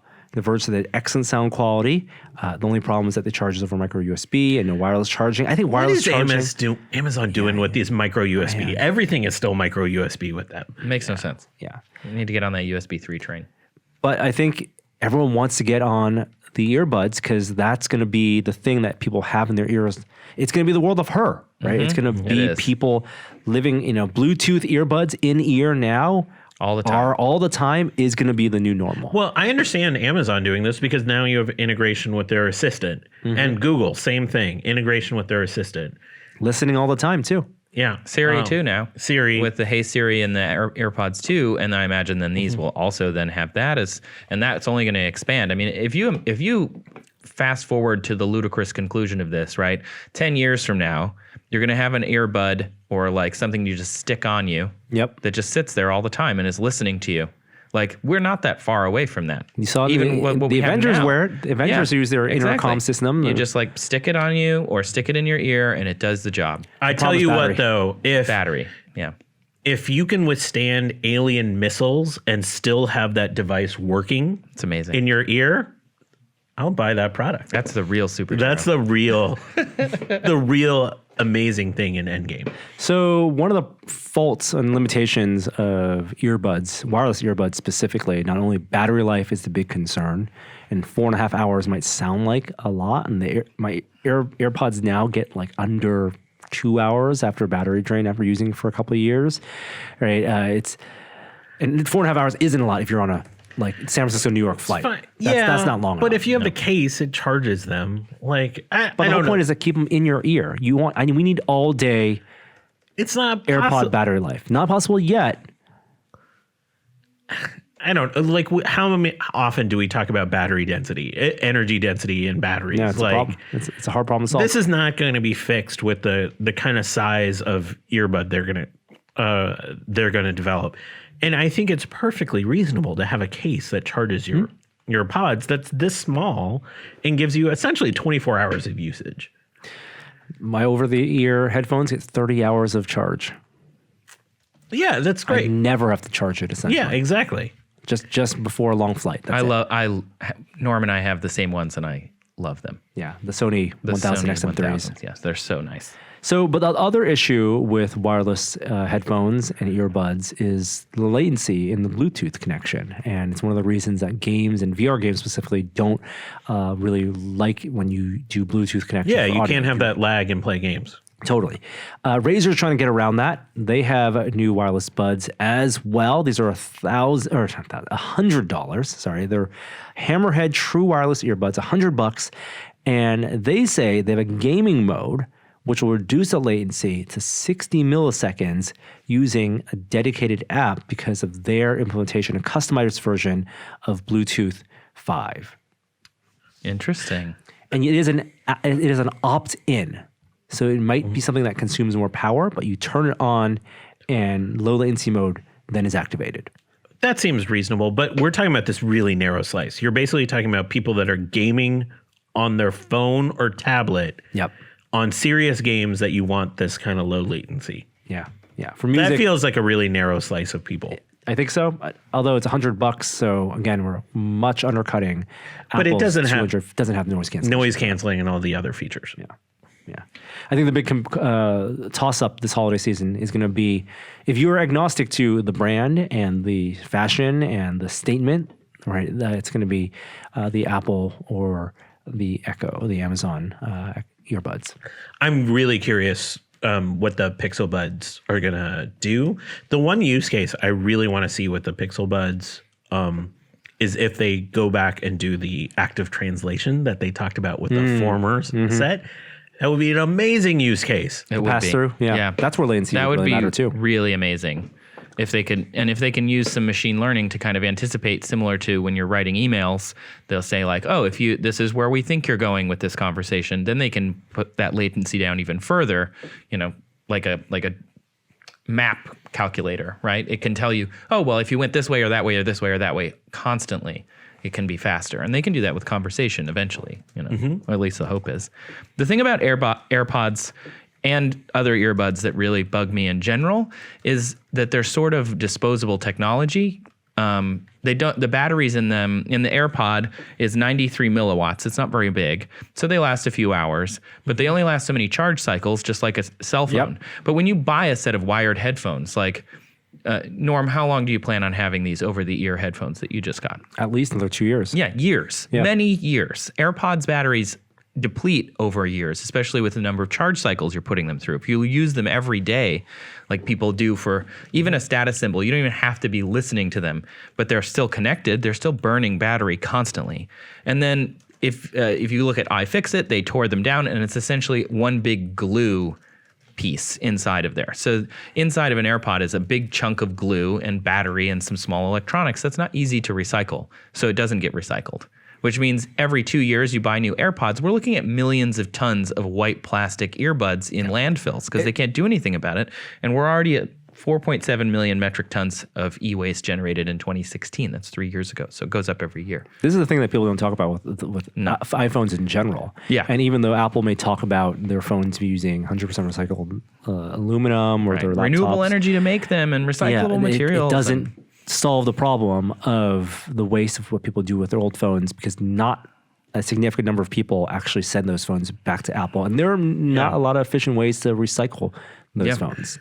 If they had something at the Apple Store where you could do that, Drop the because phone. I think you can. I had think you that can bring them back. presentation last year where like the former EPA director who now works for Apple was talking about their recycling program. But you're right. I've never seen anything about recycling the AirPods. The AirPod. I don't think they can. I mean, again, I'm basing this on what I remember, but like, I don't think they're easily recyclable. And because they are somewhat disposable as like headphones, you lose a pair of headphones, you go get another pair of headphones, right? Like you go buy $5 ones. These are more expensive, so people maybe keep more track of them. But like eventually you're going to get new headphones, and all of that needs to be put somewhere. It's just a thing that I think about you're sometimes spot with on. these. No matter how efficient they can get the recycling program, the problem is that they're generating new products. All the problem time. Yes. Yeah, The problem is that capitalism is what's driving their decision making, not recyclability. Yeah. I mean, at least the iPhone, they're working really hard at trying to recycle it. And I think you can take your phone to an Apple store and they'll recycle it for you, even old phones. But if you don't live near one, you're probably just going to toss it, right? Or even maybe you'll put it in your recycle bin, but if your recycler locally doesn't have anything, they'll just put it in a landfill. Speaking of new phones, things coming out next year. We expect there will be a new iPhone, and the latest rumor is everyone's expecting 5G. Apple's not ready for their new cellular chip, 5G chip, so they'll probably be using a Qualcomm chip. And the rumor is that it'll be using a specific Qualcomm 5G modem on potentially 3 sizes of phones. The X55 chip, and hopefully by end of next year, 5G will be a little bit more widespread in the United States. I still don't think end of next year, it will still feel like early adoption for 5G, even next September. I agree with that. Yeah, it'll probably be 2 years before 5G feels like a lot of infrastructure to put in. I did a video on my channel about 5G, and I learned a lot about it. I tried to debunk a little bit of people's fear of it because millimeter waves sounds scary for some people, but you need like so many small cells to make it worthwhile to have. So like government buildings and schools and like universities and things might have it, but it's going to be hard because you can only go, a few hundred meters from a small cell, and then you lose 5G connection. Yep, and interference gets in the way. Even the rain will get in the way. Totally. Of course, it'll be backward compatible with your existing You'll just LTE knock networks. down to 4G. And the speeds of the X55 chip would offer 7 gigabits per second peak download. So that's 1 gig up to 800 megabytes per second theoretically at max optimal conditions, and 3 gigabits per second upload. A lot of bandwidth potentially out there. I'm excited about that part. Yeah. A little bit more back on streaming service talk. Netflix has hinted at and is experimenting with playback speed settings, and I think it's surprising that it's getting a bunch of flack. It's getting a ton of pushback. I don't know why. It's not like it's turned on 2x by default. It's just let people have that choice. I think part of the pushback is coming from the artists themselves, like the makers of the content. It's not cinema at 1.5 speed. It's not meant to be viewed this way. And I'm like, sorry, your stand-up special still has the same jokes at 1.5x. I think that just include this. YouTube includes it. I watch all YouTube videos at least 1.5 times. Yeah. Oh, Pretty much. I think it says a lot about your content when you don't, when it's good enough that you don't watch it that level. Yeah. Like there's almost all the podcasts I listen at 2x, except a certain set of ones where I need to listen at because 1x. they're good storytelling or something. Yeah. It's not because of how fast the people are talking, which I think is like a misconception I've talked to people about, and they're like, "How can you listen? They're so fast." It's like, it's not about that. It's like, I don't need to hear your every word, so I can like zoom through this podcast, as opposed to if I'm listening to, I don't know, This American Life they talk so slow. Stay with us. Kind of like, it's just so slow. And I still want to listen, but I still want to listen to it at 1. I also it's a performance. Yeah. I appreciate the artist being like, it was meant to, I created in this certain way. It's meant to be viewed this certain way. Great. That's not how it works in life now. All about shoulda. What is Not about coulda. What's the guy who wrote all about coulda, not about shoulda. Boyhood? What's his name? Oh yeah. Richard Linklater. Linklater. He was on a podcast and he talked about, and I think people could use that lesson if they're mad about this, is like, you create a thing and you spend all this time creating it, as he did with Boyhood for 12 years or something. And then he puts it out and he doesn't know how people are going to react to it. You never know how people are going to accept a piece of art that you've made until it's out there. The thing is, once it's out there, you don't own it anymore. It belongs to the people who've taken it and adopted it and pulled it into part of themselves. And it's the same with this. If I want to watch it at 1.5, back off, haters. Yeah. Frankly, I think this is a good people enjoy things. I think this is a good tool for Netflix, who is making a whole play around binging. So let people watch more stuff this way. You could watch Friends at 2 times for sure. You could just Maybe not watch Friends. Maybe Well, it's that would be better, a but- feature that's unlocked. It's like New Game Plus. You gotta watch the series first at 1x, and then you unlock the Then you ability. get master mode. Yeah, to do a 1.5 or 0.5x. Then can, like Mario Kart, then you can do reverse. Oh, yes, mirror mode. I like it. Yeah.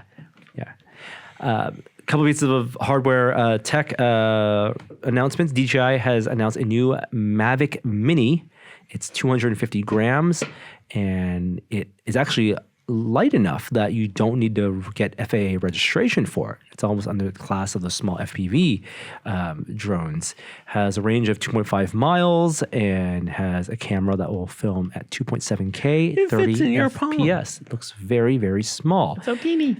Of course, has all the same flight capabilities and video capabilities of previous Mavics in terms of recording and flight, and it'll be $400 when it 500, launches. 495. If you want the big pack, Yeah. if you want the propeller cage and the charging hub, but I do, Norm. okay. But otherwise, $400. November 11th is when that's coming out. Drones are still a thing.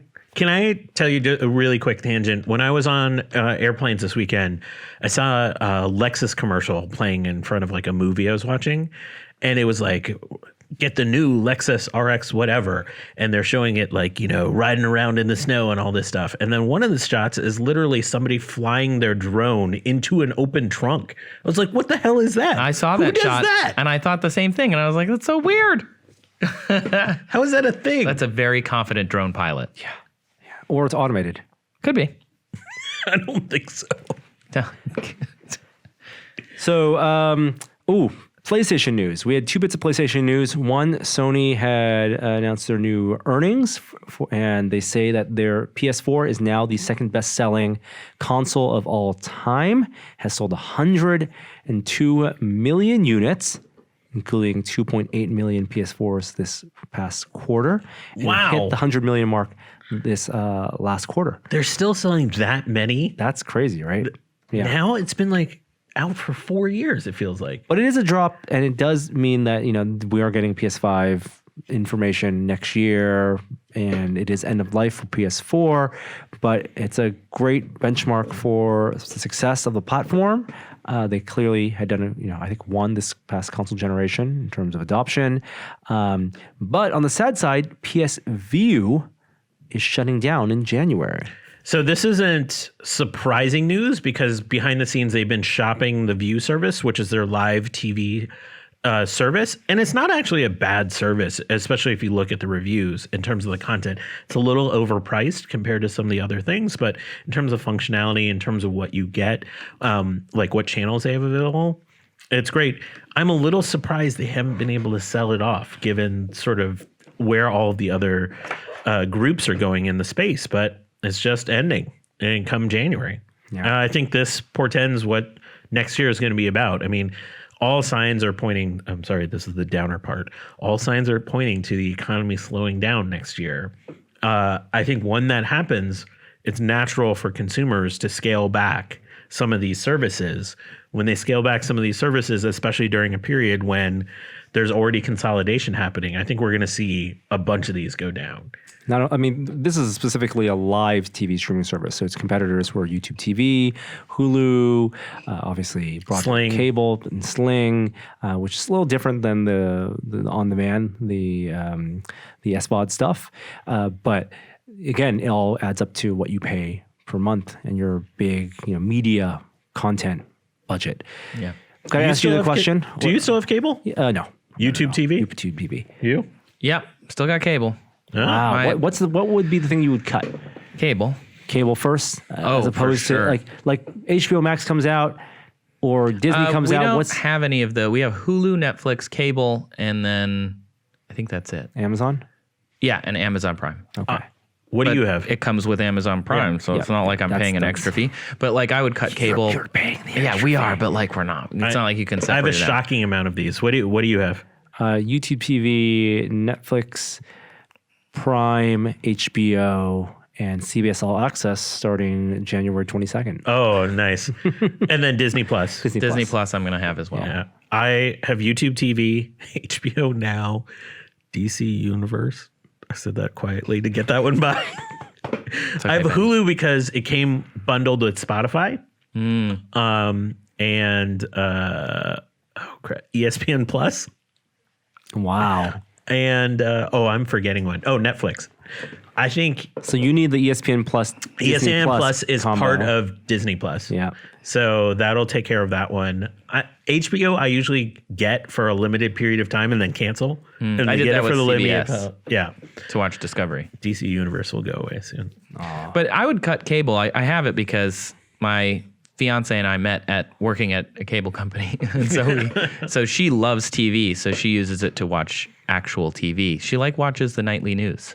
And Yeah, stuff, yeah. Oh. on NBC and whatever. Nice. So she still watches it, but But YouTube TV can do the same thing. we're switching to YouTube TV once we move to a place that we don't need to absolutely have Comcast, because right now that's our only option, and it's not cheaper to just have Comcast internet and then pay for YouTube TV and all of the other services. It's actually cheaper to just get cable.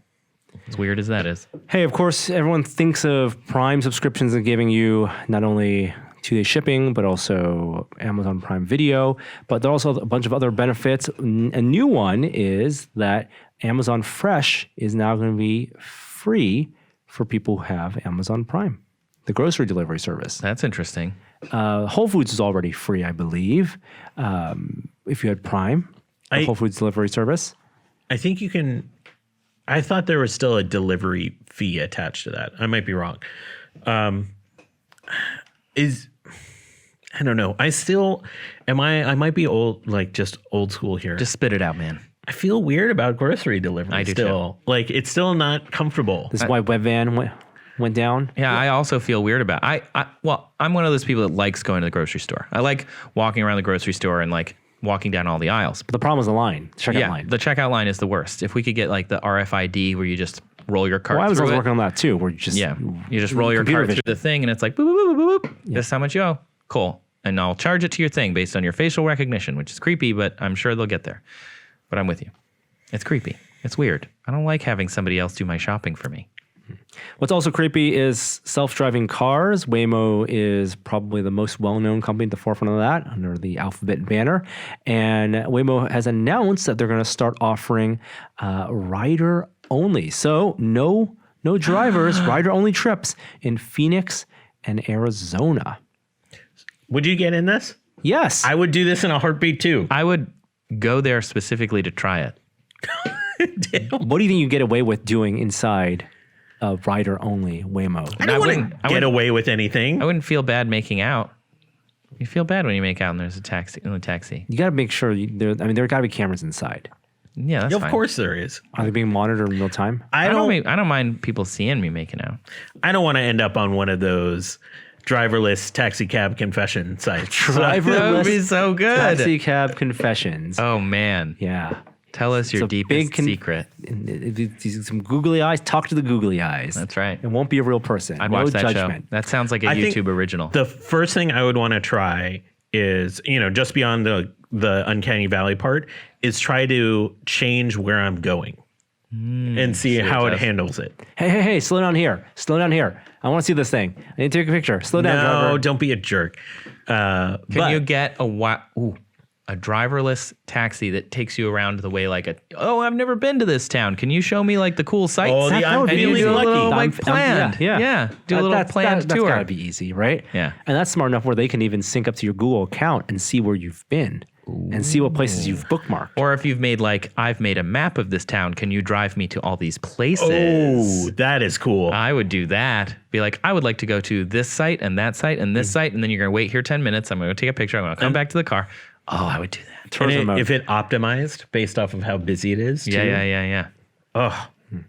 All right. Phoenix, here we come. Future sounds cool. So much to see in Phoenix. So much. If you don't believe in driverless cars and you still want to do car sharing, of course, there's Uber and Lyft. And Lyft had previously had success with their all access plan. This is $300 a month. That got you 30 quote unquote complimentary trips of under $15. So the math worked out if you were riding Lyft once a day and commuting, right? So like 30 trips. Cool. For $300, it averaged to $10 a trip, but then you could go up to spend up to $15 a trip. So if your Lyft ride was previously $12 to $15, this would have been a smart thing for you to do. But they're getting rid of that. So now it's called Lyft Pink, and it's a membership for $20 a month. And what you get is 15% discount on all car rides.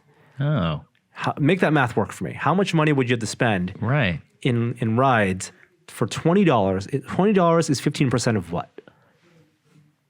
I don't know. I have to do the math. Bum, bum, bum, bum. This is an SAT question. This is I'm gonna just totally- Google this it. is a PSAT question, Trace. This is it's not. This ain't no SAT question.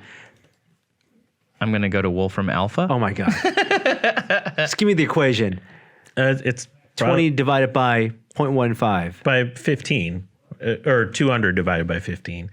$133, Norm. Okay, so if you spend more than $133 a month on car sharing on Lyft, it might be worth it for you to adopt Lyft Pink. But it would only be worth it in that you would break even.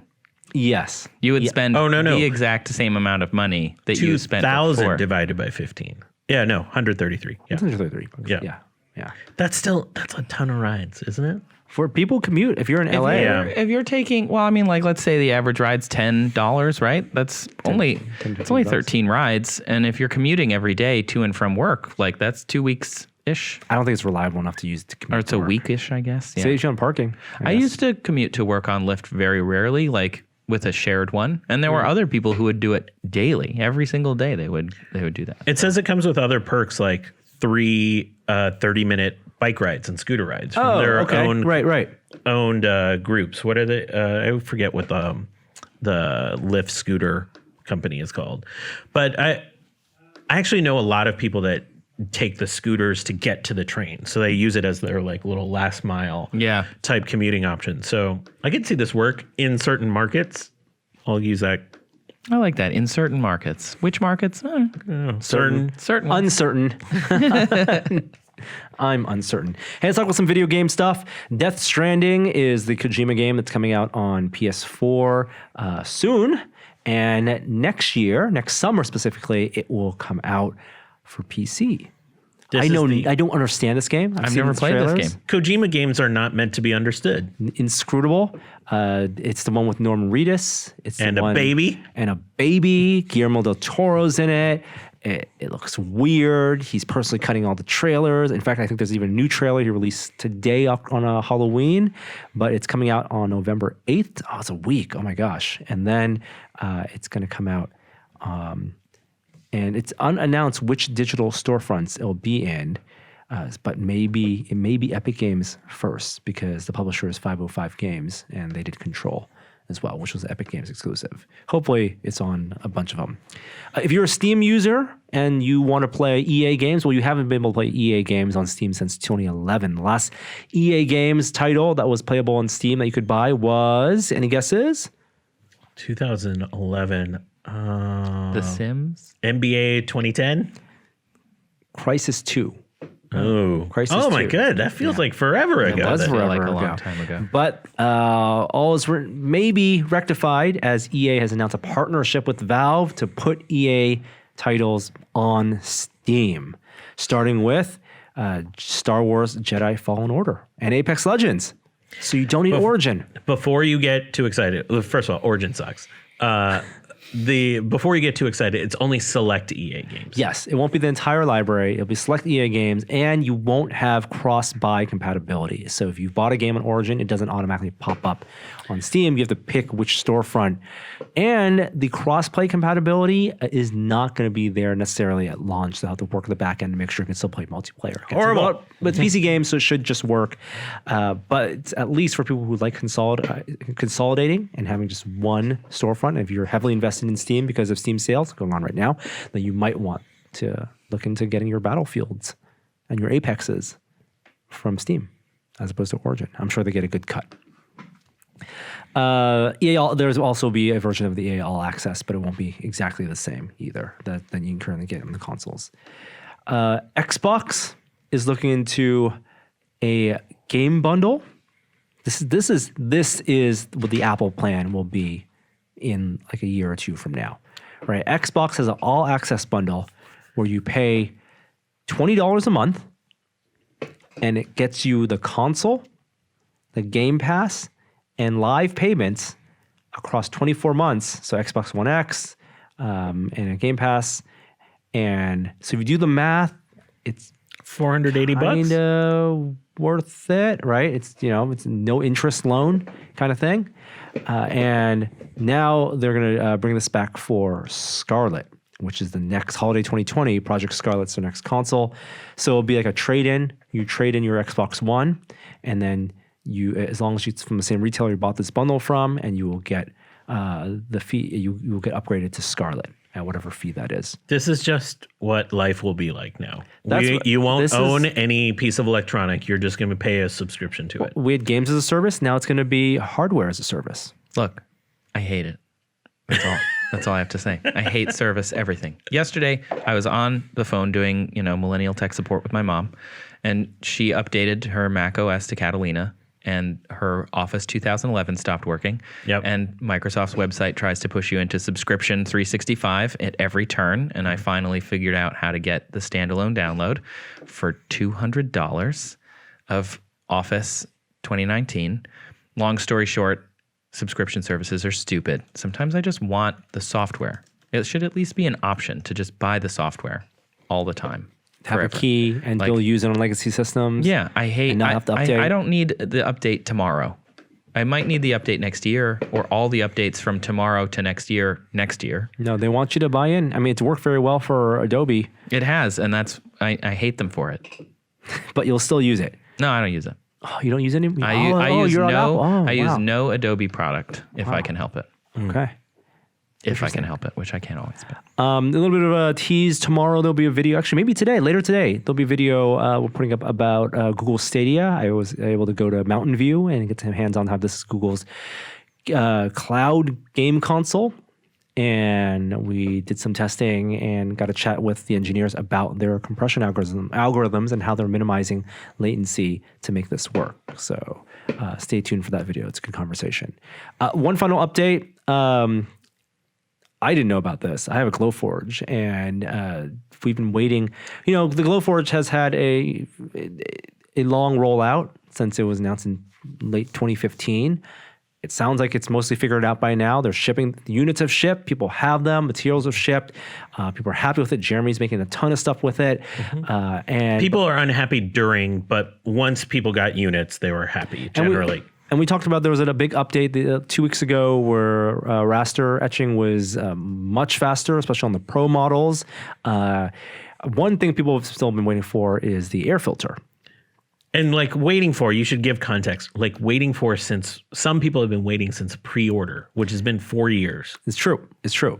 Now, they've given you the option if you wanted a refund on it. You can go to your Glowforge account. You can contact support, and they will give you a refund on that portion of the order. So you lose your place in line and discounts, but then you get your money back for that, which for a lot of people, if you have a good solution for, like, I don't think anyone who received their Glowforge and shouldn't be using it already.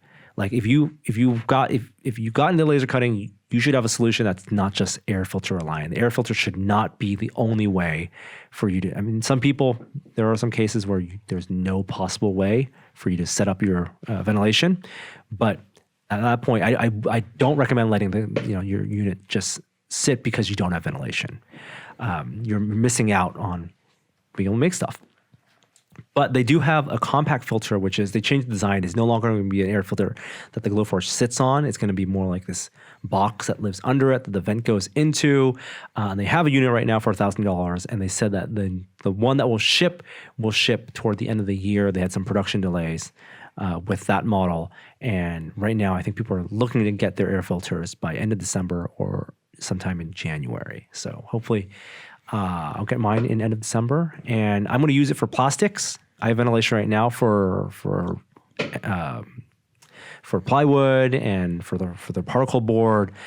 People should read about air filters, HEPA filters, because they are consumables. Like the filter itself needs to be replaced and can be $250 to replace a filter. And the amount of cutting and etching you get on a filter depends on the material, heavily on the particulate that the material releases. So if you're cutting something like particle board, you're only going to get about 10 hours of cutting or so on a filter like this. But if you're cutting acrylic and it's acrylic fumes, that's not heavy particles. It's just melted plastic, and your air filter can go for hundreds of hours. It's also just really important to use ventilation and filtration systems overall. I think most people that own the Glowforge understand that. This is super toxic. Okay. That's it for tech news? Yeah.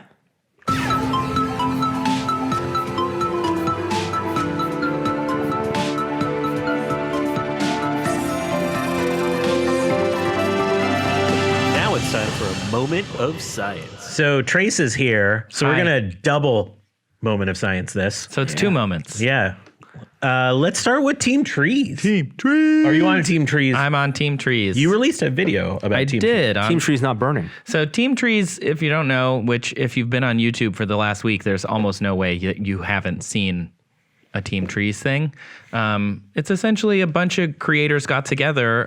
So Mr. Beast and Mark Rober and a bunch of other creators were kind of at the pinnacle or like the top of this, and like Destin from Smarter Every Day, and they all kind of got word of mouth out there to say, let's all release a Team Trees video or tack on something about Team Trees on your Friday uploads for last week. Yeah, and I think the origin, from what I understand, is Mr. Beast had posted a video and somebody in the comments challenged him, like, could you plant 20 million trees? Yeah, when he hit 20 million subscribers, they were like, let's plant a tree for every subscriber. And really has turned that into like a really interesting campaign because the Team Trees videos that have come out, a lot of people just talked about how trees like intersect with their lives or their work. And so there's some great ones, like Joe Hansen put one out about planting trees in the context of climate change. Bob Clagett from I Like to Make Stuff, I love that channel, just talked about the trees around his farm and wanting to like have trees for his kids to, walk around and enjoy, and just, as a moment of bonding and family.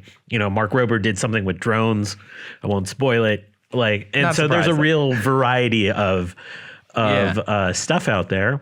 Mine was actually a meta one because I had already wanted to talk about social movements, and I was like, this is a perfect example of like the psychology that goes into social movements and why you feel good when you're part of something bigger than yourself. So it was a fun video to put together in partnership with something that was actually a bunch of people trying to do something together, and we're at almost 8.5 million trees planted. So there. It's $1 donation per tree, and it goes through the Arbor Day Foundation. The Arbor Day Foundation. They're based in Nebraska, and the trees. I actually called them yesterday to talk to them about where the trees are going to be planted. They haven't been super clear on that. Some people were tweeting about it, and the president of the Arbor Day Foundation tweeted back at me. So I'm hopefully going to get to talk to them about it. Yeah, from what I understand, they're going to be planted all over the place. It's not going to be one location where 20 million trees are planted. And also, and I think Mr. Beast has been very open about this, there was a study that came out talking about whether you could plant trees and solve some of the issues with climate change. And like the number associated has been like 20 trillion trees. Yeah. And it's like that won't work for a lot of reasons. And there isn't some illusion that this is trying to solve climate change. This is more about collective action and the important place trees have in our culture. And it allows us to have discussions about things like climate change. Elon Musk is now gotten involved, and Jack Dorsey. Elon Musk owed in $1 million yesterday. Yeah, let's look at that leaderboard. That was huge. It was huge. So they have teamtrees.org. You can see most recent most recent tree purchases, if you will. And then Elon Musk is now at the top for 100,000 trees, which is pretty awesome. If you go to his Twitter, he is now Treelon on Twitter. Now, normally I groan when Elon does stuff, but his like 4-tree beard, I feel like I can get behind that. That's pretty good. As right? a Lord of the Rings nerd, I'm really into that. I actually think the most trees, like, wow, that gets a lot of attention and press, is not as important as the number of people that are participating. Yeah. And so seeing people that are donating 1 or 2 or 20 or whatever it is, I think that's the fascinating part to me. Yeah. They're trying to get to 20 million trees by January 1st. Is that right? I think by the end of the year. Yep. So there's lots of time, and we're almost halfway there after a week. So I feel really good about it. I mean, like any movement, you have to know that it's going to be that hockey stick where it's a big spike right now, and then it'll slowly taper off. Mm-hmm. But the hope is that people keep talking about it. In the discussions of video releases, everybody knew that Friday was going to be the kickoff, but because it was word of mouth, not everybody was aware that it was coming. They were trying to keep it secret for some, but they were saying, like, tell people. But like tell people that can keep a secret till Friday. And so I learned about it a few weeks in advance, but some people have known, like Mr. Beast and Mark were talking about it starting, they said, in like April, May. Yeah. So they've known for months and months that it's coming. So they had a lot more time to plan. But videos can be released throughout the next 3 months. Totally. Donations are accepted, I'm sure, even after January 1st. They will like take your money. No more trees after January 1st. Sorry, We're done with them. That. Interesting too, because you brought up like where oxygen comes from. I did a video when the Amazon was burning. Great video. About kind of where our oxygen comes from. And in the US, our oxygen mainly comes from the ocean. So as much as I want to be on Team Trees every day of the year, #Team Trees, you need to also protect the ocean, because the ocean is actually where our oxygen comes from. Plankton, yo. Yep, 50 to 80% of our oxygen. Wow. Bloody Mary illusion. Hey, there's a really good YouTube channel, The Modern Rogue. They're friends of friends. I think they're based out of Austin, but they make really fun videos, do experiments. And one of the things they made a video most recently about is, in time for Halloween, this Bloody Mary optical illusion and the origins of that and the actual science behind why you can see this creepy face in the mirror if you stare long enough. And it really works. It is scary as hell. It's super awesome. Here's Brian Brushwood in front of a low light mirror in behind us. So, Trish, you did some research on this. Why does this work?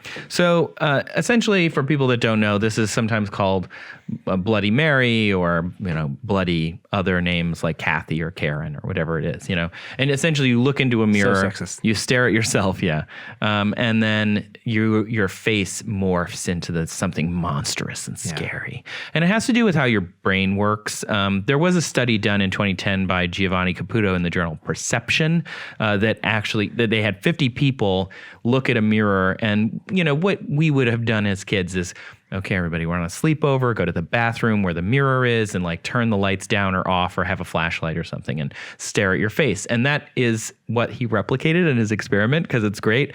The science version of Bloody Mary is get a room with a 25-watt bulb, sit 40 centimeters away from a mirror that is 0.5 meters by 0.5 meters square, and then had 50 subjects who were all in their 20s stare at their face. And they said 66% saw deformations of their face, 18% saw parents' faces with their traits changed. Some of those parents were dead people, which is, kind of scary and interesting. They saw unknown people, they saw animals, they saw monsters and beasts.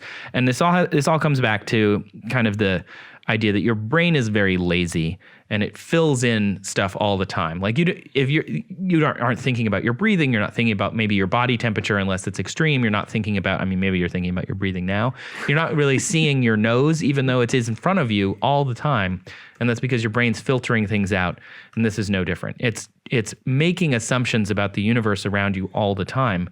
And you can notice this because you're staring at a single point. It's the same as like the Troxler fading and Troxler effect visual optical illusions, where you stare at a point and things appear to move Or disappear. or out of that disappear. frame. It's exactly the same thing. The difference is it's your face, and because the brain is so good at faces, it fills in those chunks with other things. And if you're primed to be scared, maybe it's monstrous things. If you're, not really thinking about it, maybe you just see unknown faces or faces that you're very familiar with, like your parents, Oh, one of the best implementations that it's adjacent to this illusion is like the celebrity face distortion effect, where you have a point of focus that you're looking at, you stare at it, and you have celebrity faces on both left and right side.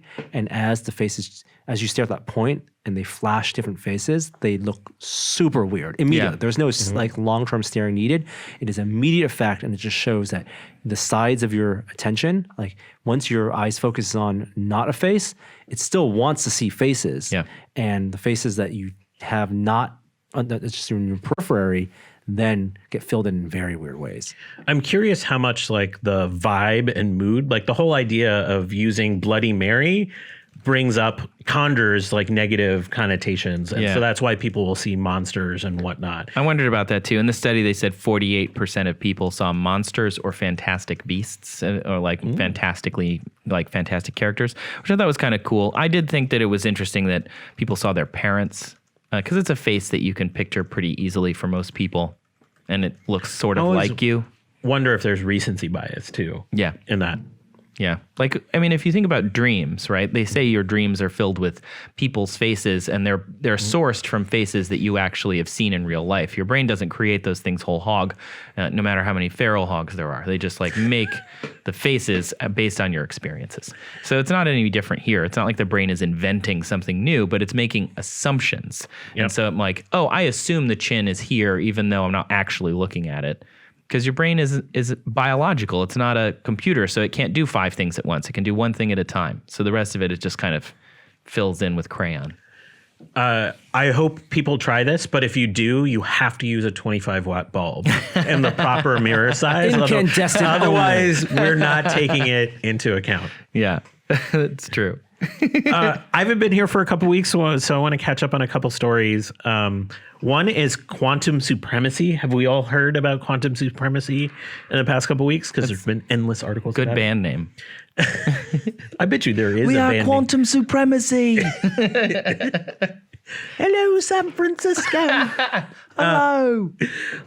So Google came out with a paper in Nature where they used a 53 qubit system to perform a series of calculations that they said the world's largest supercomputer, which is called Summit, it's at the Oak Ridge National Laboratory, would take 10,000 years to complete.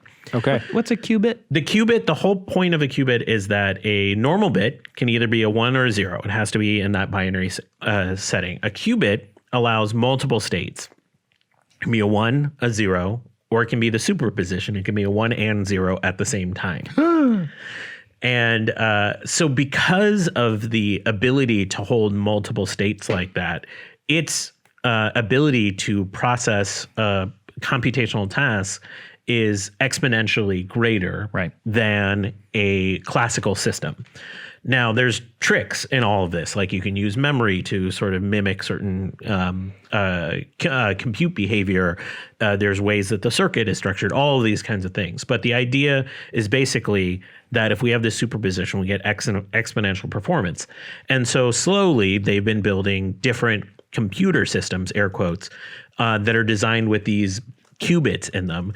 I went to IBM and I saw a 12 qubit system last year and a half ago. You've seen a quantum computer system somewhere, right? Yeah, I worked with IBM this last February for their Think conference, and they had a bunch of their quantum engineers there. So I nerded out pretty hard, and they brought some of the quantum chips with them. So I got to hold some of their. I think it had something like, I feel like 20 or 30 qubits. So slowly, these are these like kind of gold, kind of chandelier looking rigs that are helium cooled. Liquid helium cooled. And so slowly they've been adding the number of qubits. And so Google reaching 53 is really interesting. The background on this is sort of fascinating too, because the calculation you have to do matters. Because how do you decide what calculation? So in 2012, this professor from Caltech, John Preskill, coined the term quantum supremacy. And he came up with a series of basically useless calculations that would be at the limitation of what classical computers could do. And Google took one of those really useless things and performed it. And that's why they say they achieved quantum supremacy, is they performed one of these calculations from a paper from this guy back in 2012.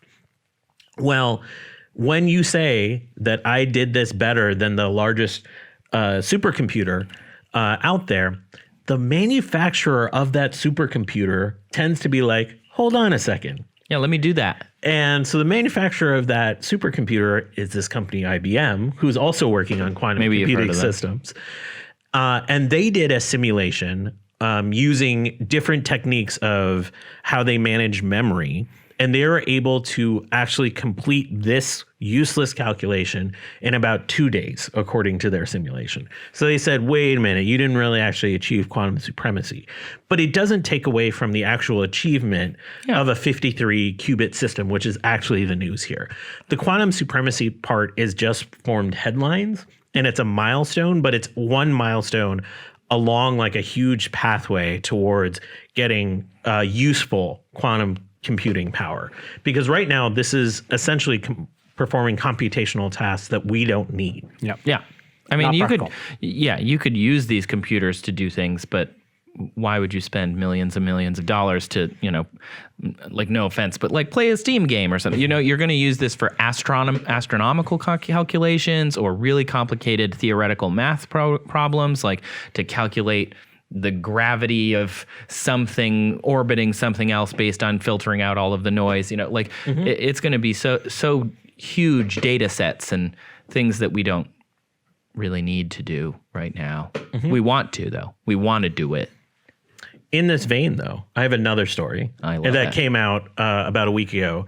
It's a new form of CRISPR editing. This is the system that has been known to edit DNA. CRISPR basically works like this. There's a enzyme paired with a guide RNA. The guide RNA tells you where to cut and not to cut on the DNA. The enzyme helps enable the cut. And then you have to do a system of replacing. That's sort of the Cas9 is the enzyme. That was a really good, very quick description. Nice job. Prime editing is this new technique that came out of the Broad Institute of MIT, where they essentially replace the idea of that guide RNA with a more complicated vehicle. They use something called pegRNA, which has these like two elements to it. The enzyme just nicks the DNA in one point. The pegRNA contains both a guide RNA and what's called a reverse transcriptase, which contains like the actual edit you want to do is contained in there. It can make a copy of the DNA. So it nicks the DNA, inserts the copy above that, and then uses the cell's own systems that look for damage in RNA to fix itself. To repair it. Yeah. So that's essentially how this works. It's a really big advance. Hold up. Because in all of the papers, it said like this has the potential to cure 89% of all genetic diseases. There's a great Twitter thread from a postdoc in a gene editing lab. He's in a lab at MIT. His Twitter handle is @circuit_logic. Jonathan Wild is his name. He goes through all of the problems with this approach. Like one is just the hype. Forget about that 89% number. Just throw it away.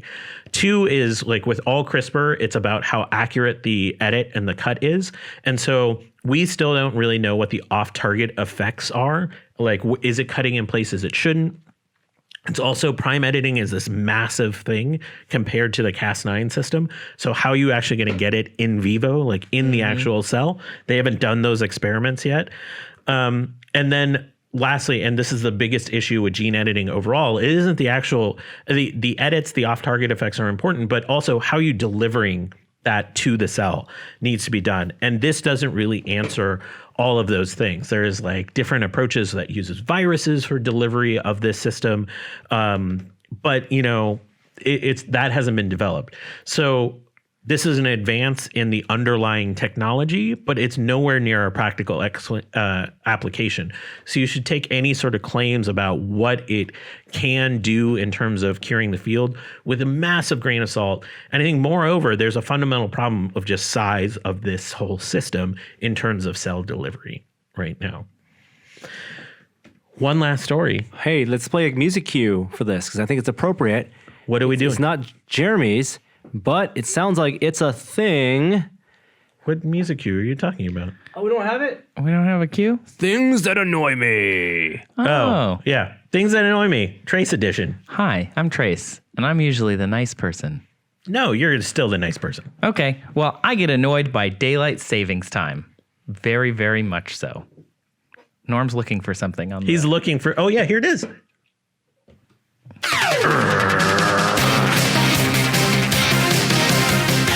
Things that annoy me. Found it. That's okay. That was worth it. That was definitely worth it. Things that annoy me are daylight savings time, also called summertime, which makes it so much easier to know when you're in daylight savings time and not. Like, I don't know if you've written an email and you're like, yeah, can we meet at 7 o'clock PST? And it's like, well, actually it's June, so nobody's using standard time right now. We're all in DT. daylight savings time, Yeah. also known as summertime. And you would know that. Anyway, that's just one of the minor annoyances. So daylight savings time sucks for many reasons. I think we all know, right? Okay, why each of you list one reason why you hate daylight savings? Oh, this is going to be Family Feud style. Yeah, I want to. Right? Survey says farmers. I'm gonna go compliance. Compliance. What do you mean by compliance? Like the fact is that where it's instituted and where it's not instituted creates inconsistent. confusion. yeah. Oh, totally. Thanks, Arizona. My fiance is Brazilian, and they have different daylight savings time than us. So sometimes they're 3 hours ahead, and sometimes they're 5 hours ahead. It's really annoying. It's really annoying and weird. Baby sleep schedules. Yeah, and Hawaii just doesn't do it.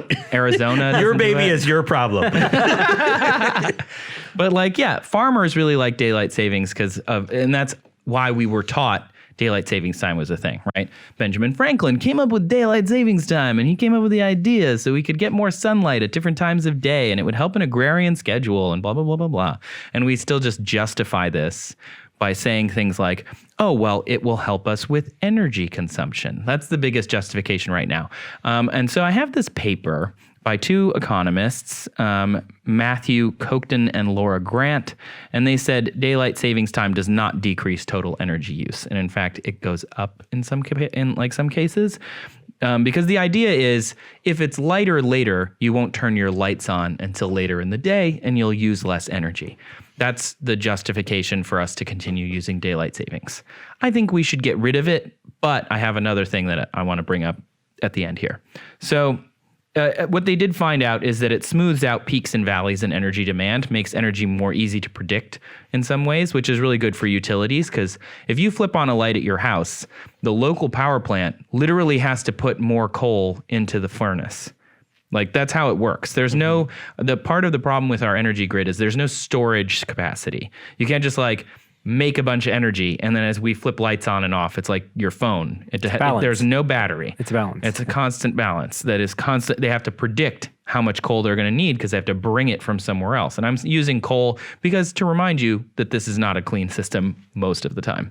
So we use more electricity in the morning generally. We use less in the afternoon, but we use more overall. So shifting the timing, quote, reduces average costs to deliver energy because not everyone demands it at the same time during peak use periods. So that's nice.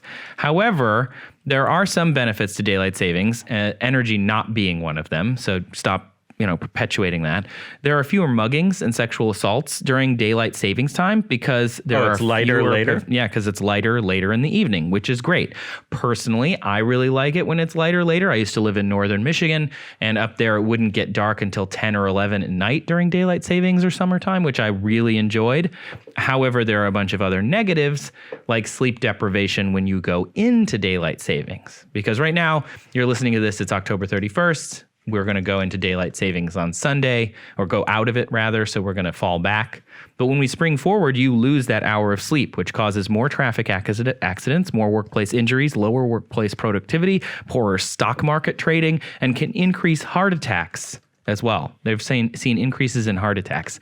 And if you're wondering, well, how do they know all that? I'm glad you didn't ask me, but I put it out there for you. Indiana and Arizona and Hawaii don't do daylight savings, so they're control groups. So we can determine there are fewer heart attacks in places that don't do the spring forward at that same time. Really neat. So we should just get rid of it. Or alternative theory that I read that I really liked because of the northern Michigan thing and having it be light. You're playing, frisbee on the lawn till 10:30 at night in the summer. That's amazing. And reducing things like crime at night because people can be out later at the local, whatever, soda fountain. I don't know. So there is a plan called double daylight savings where we spring forward, then we don't fall back. So then we just live in what we would call daylight savings time all the time. Okay. And that's one way to do it. There's another way is then spring forward again the following year. So if sunset was normally at 6, now sunset, you've sprung forward twice at 8. So you spring forward in 2020. And then again in 2022? 2021. Oh, the following year. At the same time, but then you don't, and then it's over. Then you can, there are two kind of competing groups that say you spring forward once and then just do daylight savings like normal, spring forward and fall back again. We're just always living an hour ahead of where we are now because there's not a lot of reason to use it. I'm on the king of just spring forward, never do it again. Just leave it alone. Leave time as time. That's the new time. Yeah, that's just time. But double daylight savings is spring forward again, then start falling back again. And so we're always living 1 hour ahead, and sometimes we're 2 hours ahead of ourselves. Can we just get rid of it? I just think it's dumb. I don't think we need it anymore. I don't think our society benefits from having it. I think it's an inconvenience, and I think it's a holdover from an old system. I'm going to learn a lot more about this in the next day or so. I'm going to make a video for my channel that's going to talk more about where it came from and why the actual justification for why we adopted it. But that's a thing that annoys me. Awesome. Well, look out for Trace's video. And actually, that wraps it up for this podcast. We are out of time. No Trace, VR Mina. We'll come back to that next week. One thing Jeremy's before we back. wrap up, one of the best episodes of Nickelodeon's Pete and Pete was their time travel episode with daylight savings, where they got an extra hour to like figure things out. Just saying. Nice. Deep cut. You can watch Trace's video about daylight savings on your YouTube channel. Correct. YouTube.com/Trace Dominguez. I'm everywhere at Trace Dominguez, pretty much. Perfect. And you make videos under the banner of Uno Dos Trace. Uno Dos Trace. That's a great name. Kishore, anything coming up? Yes, I'm doing 3 big screen science events at the Alamo Draft House next month. We're doing a Q&A on Last Starfighter with the original writer, John Tutel, and Gary Whitta. Oh, that's going to be awesome. Cool. And then we're showing Close Encounters of the Third Kind and doing one on Ford v Ferrari, the new movie coming out with Brad Pitt and Christian Bale about the 24-hour of Le Mans. Ooh, I'm excited. I can't wait to see I that. think it's going to be really interesting. Close Encounters. Speaking of which, we have an off-world episode about Close Encounters coming out soon, and we're doing a new printer review with the Formlabs Form 3. So hopefully you see those next week. And again, there's that Google Stadia interview and deep dive into their compression technology on our channel this week as well. Send us your awesome Halloween pictures. Yeah, we I wanna see them. love seeing how you costume and cosplay with the whole family. All right, thank you so much, and we'll be back next week. Sure, we get an outro this week. Yeah, Wilhock's back. Here we go. Hi there, I didn't see you.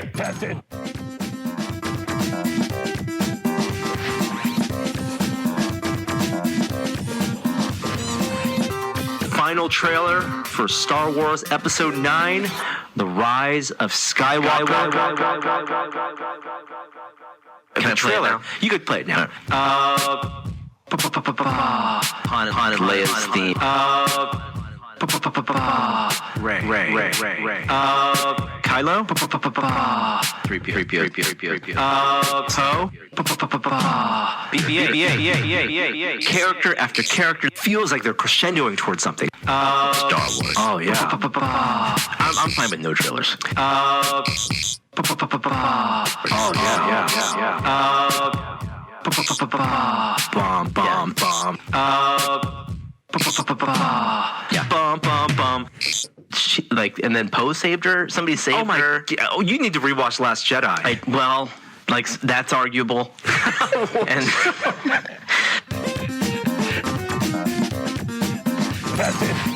Awesome, Mohawk. All right, see you next week. Bye.